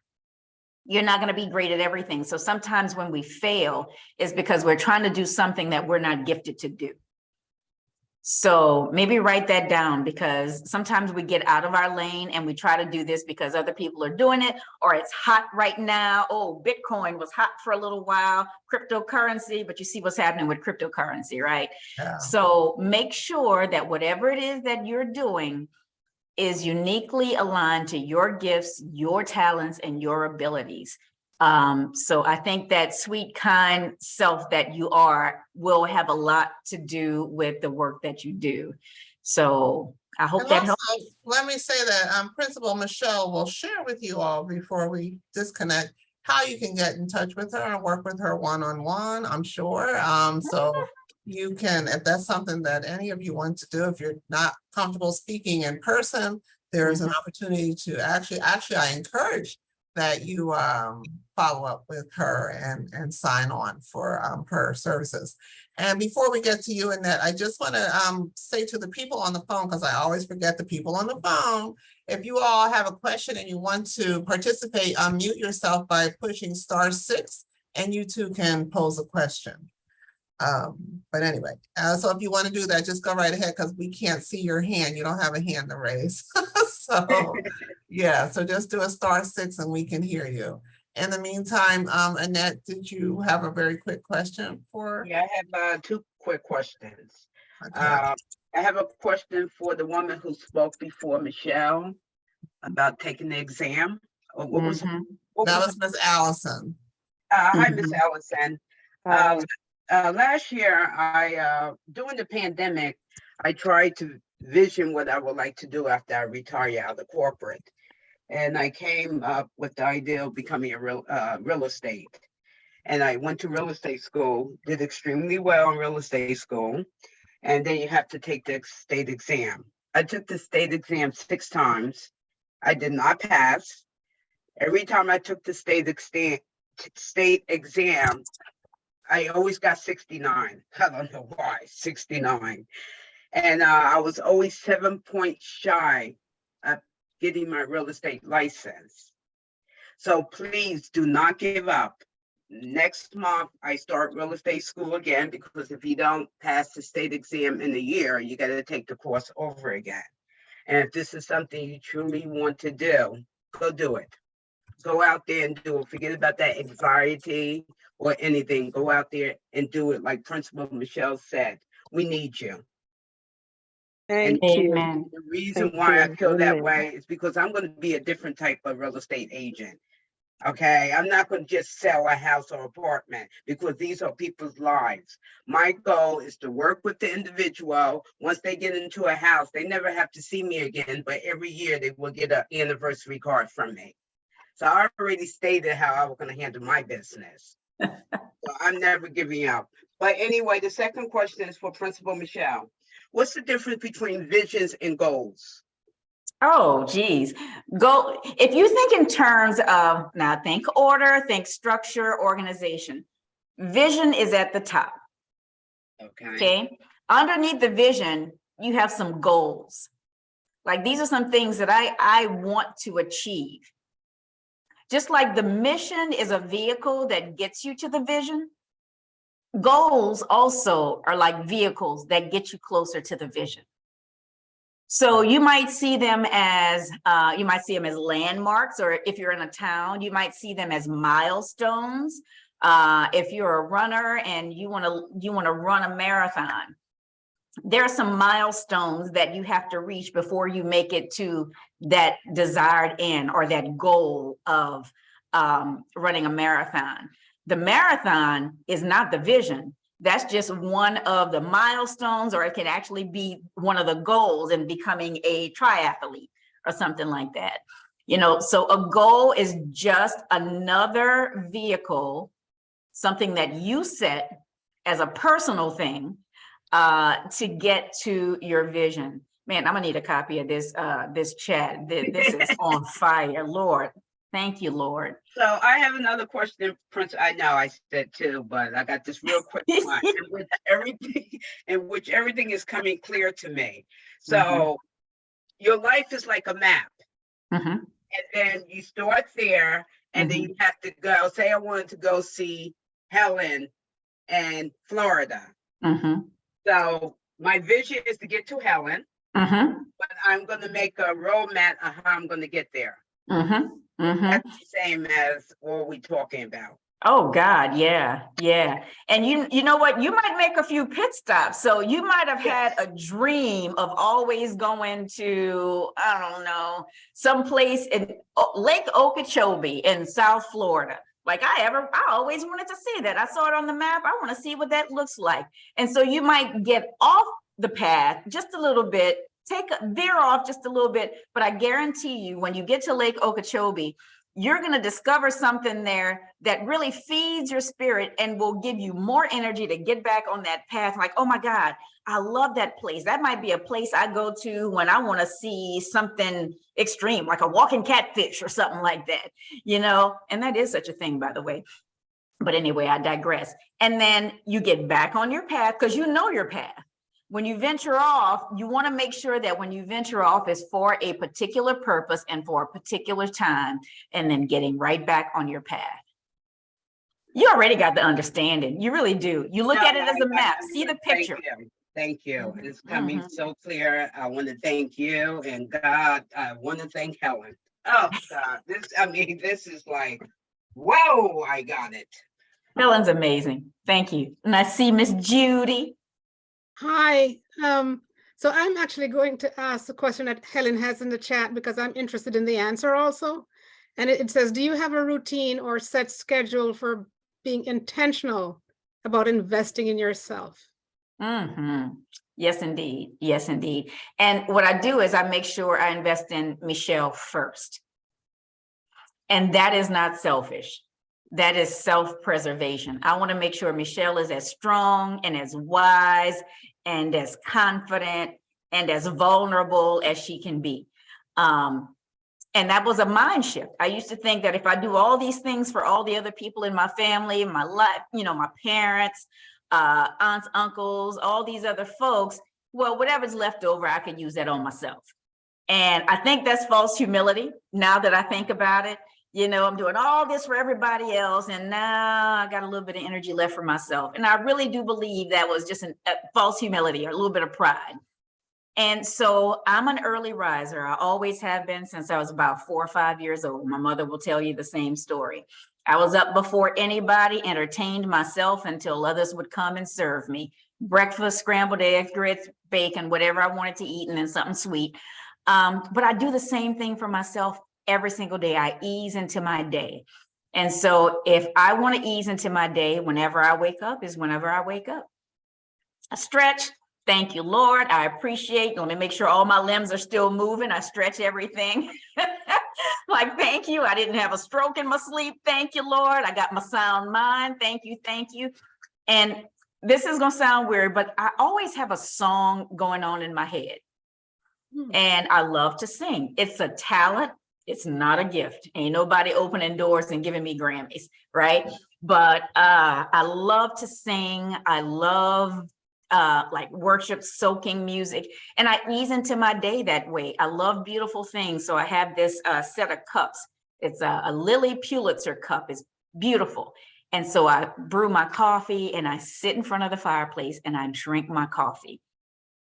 I have about 20 or 30 devotionals. I choose a devotional and I read something, and I try to memorize a verse of scripture some days and just focus on that the whole week.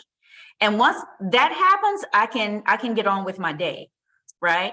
My dog just passed away Monday, so my routine is changing. So I don't get up in the morning and take a 1 mile walk with my dog. Things are shifting and changing. So I'm still late for work some days, but it is what it is. But yeah, I ease into my day every day. I never hit the ground running. That's just not how I'm wired. And once I do that, I can hit anything, any struggle, any battle, anything that comes my way, I can handle it. Thank you. Thank you, Ms. Judy, for asking about me. Look at you with your bright smile. You work with kids? I used to. Yeah. She never turns on her camera, so it must be you, Principal Michelle. Judy never turns on her camera. That's my sister. Diane, I saw your. Go ahead. You actually tricked me into it. Oh, well, I did kind of sort of. Diane, wait, don't leave, Judy, because I want you, Diane. Diane, what's your questions, babe? How are you today? Hey, hi, everybody. I was gonna, well, thank you, Helen and Principal Michelle. You're awesome. I'm glad I tuned in. One of the things I heard you say about sometimes if you fail at something that is not meant for you. So how do you know what you're trying to strive for is not for you? if it's too hard, if you find yourself striving, hustling, grinding, all those words that we use in the world, if you find that you have to do all that, that's not your road. That's not your path. That's somebody else's stuff. Let them do it. It seems like they're doing it with ease because that's their lane. So failure is not a bad thing. I have to say that, and I had to learn that the hard way. My first failure just had me on my face crying. And again, I don't think it hurt me that badly. I just think that was false humility. Like, oh my Lord, it's over. I can't believe, blah, blah, blah. Yeah. And I think it was humility, false humility. I really think it was just pride. I was so used to doing well in certain areas and my gifts, right? I love languages. I can see words for a first time. Could be a 40-letter word. I will know how to spell that word the next time I see it. Like I was a spelling bee champ for a whole lot of years as a kid. And, you know, and the reason I stopped doing spelling bees is because I got tall. And the kids who were in my age group, they were like at my shoulder. And I'm like, these people gonna think I'm a giant or I'm too old or, you know, pride. I could have been in Washington, D.C. That's right, and making money. And But- then my second thing is, I don't dream. You know, like you just said, like to take the 2 minutes to dream. I just don't dream. You will. So, You will. You will. After today, you will. Okay. You will. You're gonna see something and you're like, what is that? And you may not see it as dreaming. It may be curiosity to you. And I tell you what, when you have a night dream, like when you go to sleep tonight, I'm praying for sweet sleep for you. When you go to sleep tonight, when you wake up, I want you to pause. Don't start doing anything. Write down what you dreamed about. Okay. Write down what you dreamed about. All Now, right. of course, I love talking about those kinds of dreams too, but that's a story for another time. If there's something in the dream that scares you or you don't want, you can just say, nope, Lord, I don't want that. But if there's something that is a conundrum, something that you have to figure out, just write it all down as if it's just playing out for you. Write it down. Get in the habit of writing your dreams and you will be surprised what you see in the daylight that becomes a vision for you. Okay. So it's an exercise. It's an exercise. All right, I'm gonna give it a shot. Like I said, I don't dream, but I'm gonna try. Yeah, you gonna dream. You gonna dream. Right. Thank you. I'm with you, Miss Diane. I think I lack imagination, and yeah. So when I do dream, it's like ooh. But anyway, listen, I added these 3 lovely ladies to the screen because when you were here last year, following your visit, we started accountability circles. And I'm not sure who else is on the call. You all can enlighten me, but I know that at least these 3 stayed engaged and kept it going. So I'm putting them on the spot. If there's anything you want to share with Principal Michelle about what your experience was, or if you're still doing, just anything that you want to share with all of us as an encouragement. And will we have circles that continue beyond today? So, because there are a lot of new faces here and maybe they want to join circles as well. But anyway, so any one of you can answer that. Well, I guess we all do, right? So since I'm here, I'll just say I'm on Kilthia's clutter group, and then we have a weight accountability group. We're more a social club, but we're working on it. So there were several categories that were started. If I can remember some of them, there was a group to deal with clutter, obviously weight loss. Go ahead, Kelty, you might. We're all, Judy, unmute yourself. We're also doing write a will. And so we've had a 2, you know, and so I think it is, you know, the sisterhood, the camaraderie, and the support that we've gotten. The one that I lead is the Get Uncluttered group. And, you know, when I've checked in with people to say, you know, is it helping? Most people seem to think it is helping. So that's like for many of us, like a lifelong struggle. Then I don't know if Donna's on, Donna McCrae, but no, she's not. Her group is Write a Will. Judy, you want to talk about that a little bit? Yeah, well, so it's a funny story because actually we started off with a personal finance group, and then we ended up with just 2 people in the group. So we merged into Donna's and Kilthea's Make a Will group. And so we've managed to, well, we're all working on our quote unquote end of life documents, because not just a will, but all the other things that go along with it. And you know, we keep each other accountable and also find resources for getting all of the various documents done and the various activities. Because actually, ladies and gentlemen, if there are any gentlemen, it is kind of a long process if you need to actually get all these different things done, unless you have a very, very simple life, which most of us actually don't have a simple life when you actually look at it. So, but we have been going along, and I think we're gonna get there at some point. Hoping to, we're hoping to. And so Donna McCrae is out of Florida, and she set up a presentation on Zoom for us during the summer by a woman from a hospice care on the end of life documents. Vanessa is also a person who's active in our group. And then we've had 1 or 2 people. Oh, we've had one lady from the West Coast, and the time she worked full time, so the time never quite worked out for her to be actively involved. And then another young woman from here in New Jersey, Rakima. Rakima was just going like at 1,000,000 miles an hour. She left us in the dust, and then I think she quit us. But in terms of getting uncluttered, she just like, you know, she said she was going to do one thing. When she came back to report, she had done 5. Wow. So it is helpful, you know, and there's a lot of, you know, support and socialization, but a lot of reporting back. So at first we were meeting every week, now we meet every other week with these 2 groups. And yeah, and I don't know what other groups actually survived, but I know people had interest in writing a book. Yeah, that was a lot, writing a book. I remember that. Yeah, I remember that one. Yeah, there were quite a I think few. Vanessa is a part of that group, and they are still going also. Okay, yeah. Very good. That's Very cool. good. So did you have any words of encouragement for them, Principal Michelle, or are they on the right track? Or I always got words. You know, I always got words. We can use them, especially for the weight. I think it's really cool that you have persevered through all of this. And, you know, ultimately it's the community that makes it work. So whatever goal you have or whatever vision you have, the fact that you're doing it together ensures that you will get there, not only in a timely manner, but safely and in one piece.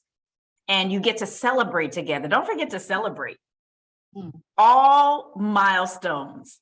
Celebrate all milestones. That's great. Y'all are amazing. Also, ladies, I put in the chat, if you go to www.myperfectwill.com, my girlfriend, Constance Bell, here in the metropolitan Detroit area, it's a binder, and it helps keep all of your important papers together.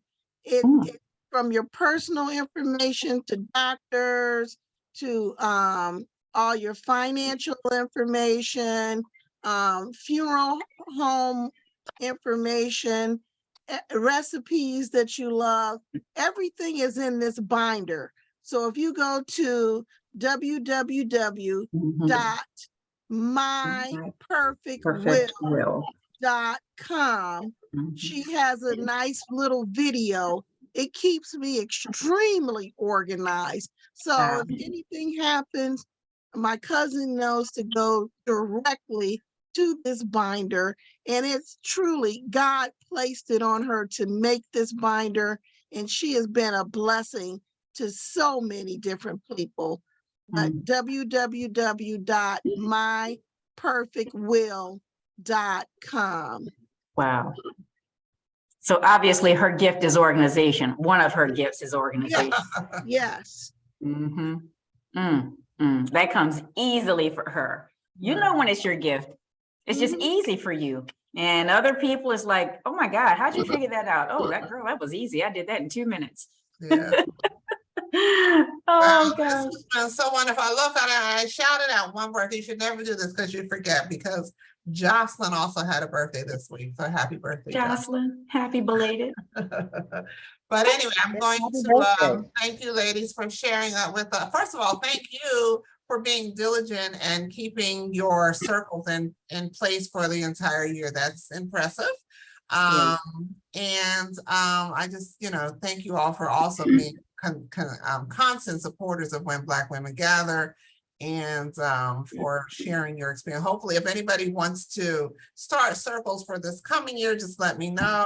I will send out an email, and just like these ladies created their own circles, we can get you started in a circle as well. And Principal Michelle even came back mid-year, or like maybe in the first quarter, whatever, to push us along. So just let us know. She's been so wonderful to us. We can't thank her enough. Thank you, thank you, thank you. I'm thankful for my sister, Glenda Lassiter, who introduced me to you. She was on earlier. She apologized that she had to leave, but yep, it's all about connections, because, and it's so funny because this will be my third trip that I've done with the ladies. And it's amazing because people don't know each other. And you would think that we do, because we all come together. There's one thing about When Black Women Gather, there's a certain spirit that's here. And it's all about helping one another, respecting each other as fellow sisters. And we had some dialogue on our Google group recently, and it got into the Divine Nine and all this stuff. And all that's wonderful, but nothing here, we don't have any distinctions amongst us, or nothing that separates us, not our religion, not our sorority, not our degrees, not our lack of degrees, none of that, not our bank accounts. We are just Black women who come together to inspire and encourage one another. So that's why you fit in so well into the circle, Principal Michelle. So thank you so much. Thank you. It's a beautiful thing. Thank you all so much for having me. So I wanted to make sure that you give us some information on how people can get in touch with you, and what are your services that you do. I know you come here for us and I love it, but you do this for a living. And so can you tell people how they can get in touch with you, and what are the services that you offer? Sure. Well, first and foremost, what I'm focusing on right now is the parent empowerment. I love, and have a passion for working with middle school parents, the parents of middle schoolers and high schoolers, and getting them into these schools so that they can train these kids up in the way they should go. But as a coach, I am a life breakthrough coach. I see problems big and small, and I can break those things apart and give you a blueprint, or help you to write a blueprint. And that's just through my coaching, my one-on-one coaching. And I do group topical coaching. You can go to principalmichelle.com, and I put it in the chat once. But I'll also send you, as I said, a little a card, so everyone can get in touch with me with whatever you send out. It's real simple. There you go, principalmichelle.com. That just takes you to my website. So just kind of fish around, go to my contact page, and you can easily send me something and we can connect. I also believe I put my Google information and my email in the chat, which I can do again. Michelle Malone at Better Together, and Better Together is TWO.org.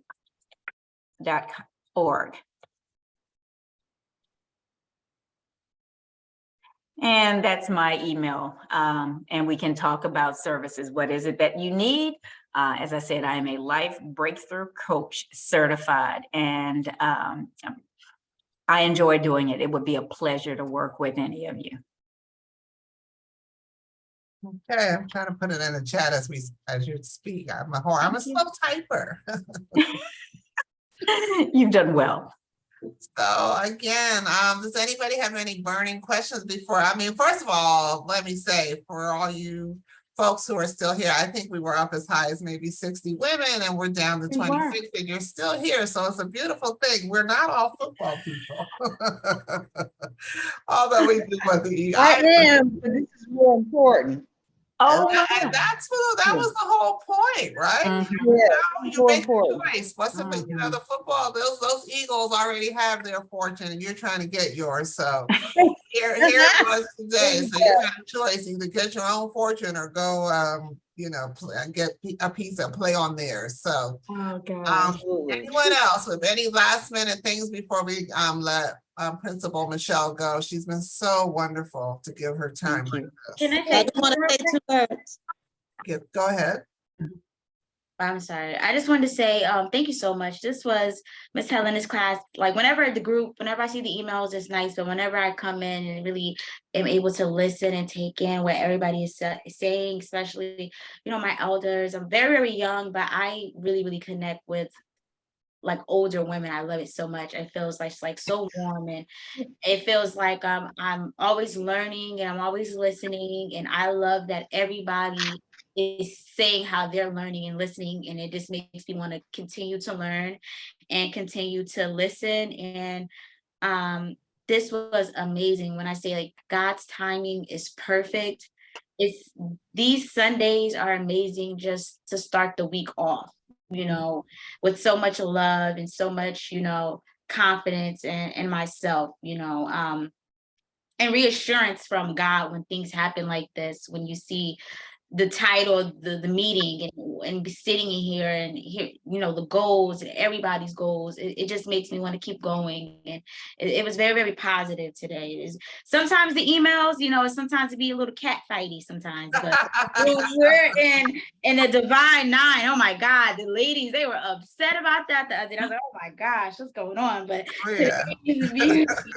today was beautiful. So beautiful, and I'm so happy to be here and just to listen to everyone's goals. And I was writing my own down, but to hear it's very, very motivational, to never give up. That Friday I quit my job. Thursday actually. I had an abusive manager, and I quit, right, and I just did it. And then I get home and I'm like, oh my God, what did I do? Like, I was brave, but I'm like, oh my God, like, okay, like, all right, the plan's out the window. And I just told myself Friday and Saturday that I threw away the script, like whatever map I got to get here, like I'm done with it. And so this was perfect for me to just rewrite my map for my life and where I'm going to go. And even when I get there, I realize I'll be done with that one too, and I'll have to start all over again.